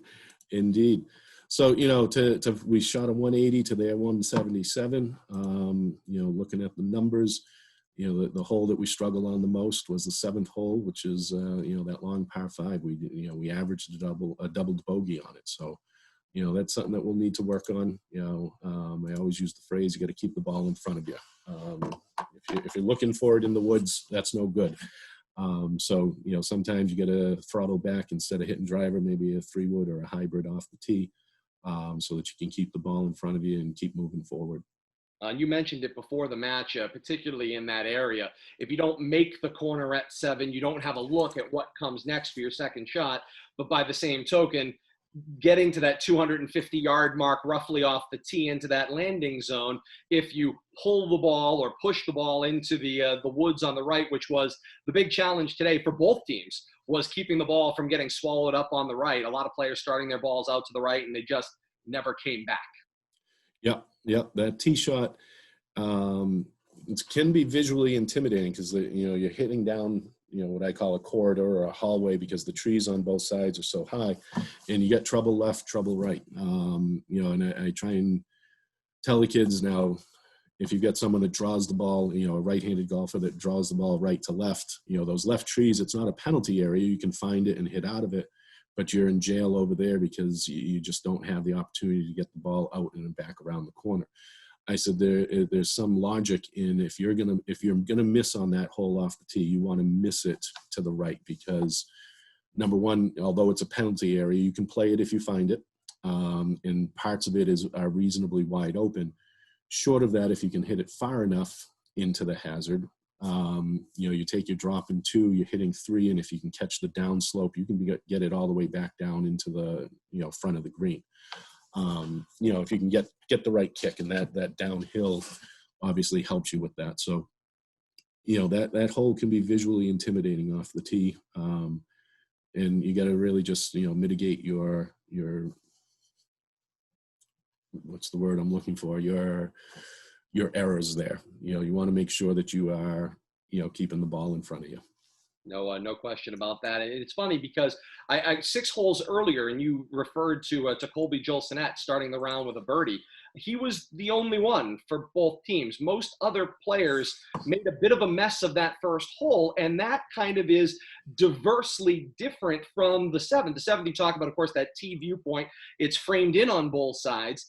At hole 1, you can see everything. It looks as wide open as it comes when you're looking at both the 1st and 10th fairway split by that tree line. A number of players today played the 10th fairway while trying to play the 1st green, and it made things a lot more difficult.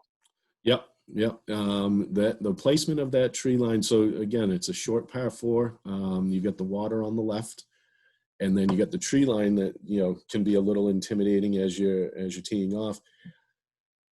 And once you put it over to the right side, whenever they rattle in the trees, we always say it's plinko, the old Price is Right going down. You're hoping that it's going to kick to the left, and you're not going to have to deal with any tree trouble there. But when you get over to that right side, then you bring that bunker on the short right into play.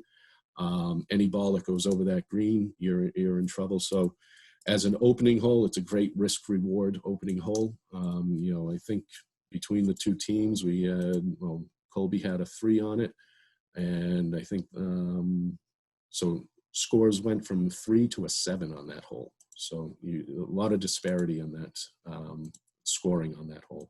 And then you're off to the races from there. Your team in particular, if you look at it hole by hole, and as we kind of chronicled this, we looked at it as all 3 groups finished each hole as we were tracking the scores. And the thing that was, most notable is through the first 2 holes, the Colonials had opened themselves a 1-shot lead.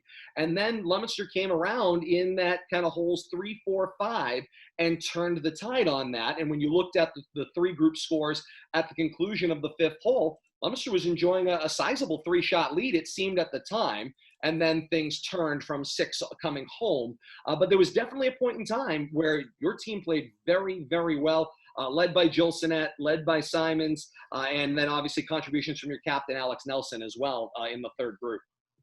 Yeah, looking back on the scores, it seems like we kind of pulled away on the 4th hole.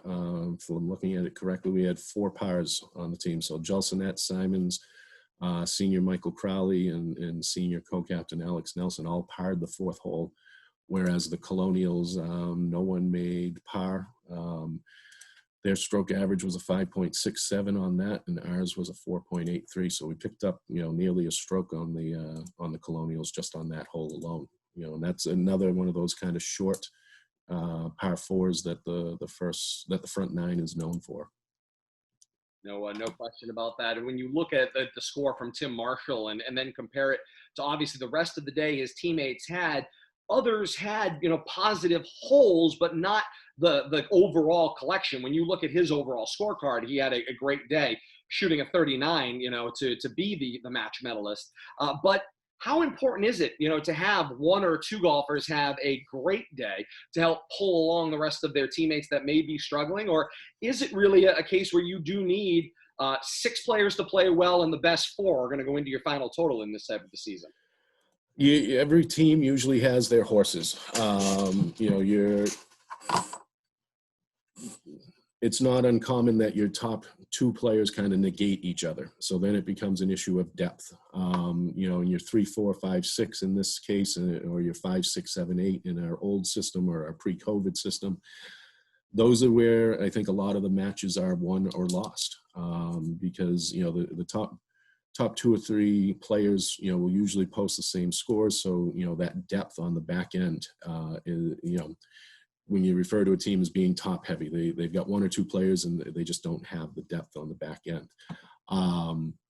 So that's something that I think is a concern of mine with COVID, with a shortened season, with a shortened roster when we were at home. There wasn't as much opportunity for the kids to get out to develop those younger players as much as we would like to see. So the teams that I've found, not only my teams over the years, but other teams are teams that are top to bottom, have a strong group. And so then you can weather a situation when you have a player, one of your top players that it kind of blows up, doesn't post their normal 37, 38, 39 because you've got the depth in the 5, 6 spot or the 7, 8 spot. So that's always the challenge of coaching golf, is you're constantly developing the back end or the younger kids so that they can jump into a match and be productive. We've always talked that it would be better for the competitiveness, because it's tough if you're in that last group and the match might come down to that. Everyone's watching. You're probably you might be a freshman, a sophomore playing in your 2nd, 3rd match. If we could ever flip the order in which the kids went out, so you send out the 5, 6s first, so that the 1s and 2s come in with the most pressure, with the most eyes on them. That's been discussed a couple of times. There's issues with pace of play and things like that, but that would be a neat alternative to the way that we do it now. No question about that, Coach. It's been a great pleasure to be here and bring this match to the community here on Rivalry Family Media, and to get a chance to be out there with the great folks at Gardner Municipal and both teams as well. We certainly appreciate it. As we sit here now, of course, a couple of months later, the great part about this is we can lift the veil a little bit. Of course, this was played back in October. You guys, finished out, caught a little bit of a run there, had a real nice season. Let's update the community broadly on kind of how the rest of your season played out. So again, our season was shortened due to COVID. We finished the season at 1-7. We did pick up a win against Westboro, and Westboro was a team that made the playoffs. So, that was a nice feather in our cap. This loss to Shrewsbury. Shrewsbury made the playoffs. We had 2 other losses. So of our 7 losses, I think 3 of them were by 3 strokes or less. So I was very happy with our team. I was very pleased with the fact that the kids were able to get a season in.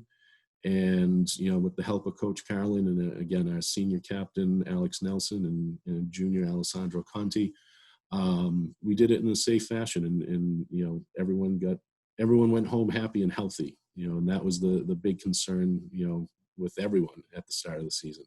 And again, Dan Berry and, the crew up at Gardner were unbelievable with the way that they treated us and the way that they, made sure that all the protocols were being followed, so that we knew when we went up there that, we were going to be treated right and everything was going to be safe and, safe and sanitized. They were out there with the sprayers on the golf carts. It was amazing. It was an amazing season. Something that, this is my 23rd year as the golf coach. And I, never would have thought that I would have seen something like this year, and that we would have been able to pull off. It's a credit to the kids. It really is, that they had the maturity to do it and do it in the right way.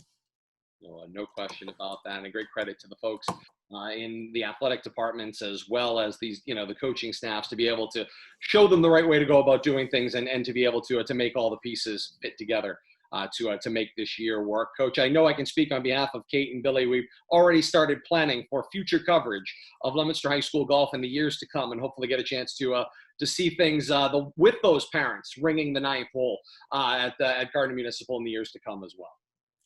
Very good. I'd like to thank you and Bill and Kate for all of your time and effort. It's going to be an amazing product to see. No question about that, Coach. Thank you. We certainly appreciate it. And yes, it is a far different scenario than going to a place for a couple of hours and doing a one-shot broadcast. But I think you are absolutely right. The end result is going to be enjoyable broadly for the community as well, and for the program, which this is the first time since I'm going to guess a year here. I believe it was 2002 was the last time I efforted a golf broadcast. I can report 18 years later, things are far better than they were 18 years ago. That's the good news on that. Leominster head coach Todd Robbins, thank you so much for being here with us today and being a part of the broadcast as well. And that was Leominster head golf coach and longtime head golf coach Darryl Robichaud. Thank you so much, Coach Robichaud, for all of your great efforts in assisting this broadcast today with information, with helping us coordinate things with the folks at Gardner Municipal as well as with the Shrewsbury golf team. Thank you so much for everything you did to support the broadcast out there today as well. And while we're handing out the thank yous, Kate, you made mention of it a little while ago. Can't thank the folks at Gardner Municipal Golf Course enough for, of course, the fantastic grounds, for supporting Leominster High School golf and allowing them for better than a decade to be the home course of Leominster High School golf. And in Gardner, I know for Coach Robichaud and the teams of the past, it means so very much to get the support from a municipal golf course owned and operated by and supported by the citizens of the city of Gardner, to be so welcoming and to welcome a golf team from a half an hour away each and every year, including a year of a pandemic, to their golf course and to be able to host their golf matches there. I know Coach Robichaud and team are so very appreciative of that, as well as are we, for their support systematically, whether it was golf carts, local knowledge, the course guide books, so much information that helped and went into making this great golf broadcast possible. Once again, for Bill Thomas, Kate Robbins, I am Todd Robbins, thanking you again so very much for joining us. We're again today, the Colonials, a winner over Leominster High School in our first, hopefully annual, golf special here on Rivalry Family Media. The Colonials improved their record to 2-1. The Blue Devils fall to 1-2. and 5. All that's left is to thank you so very much for being a part of our family each and every broadcast here on Rivalry Family Media. And a great opportunity to remind you, coming up in the winter season, your home for Leominster High School varsity basketball, both boys and girls.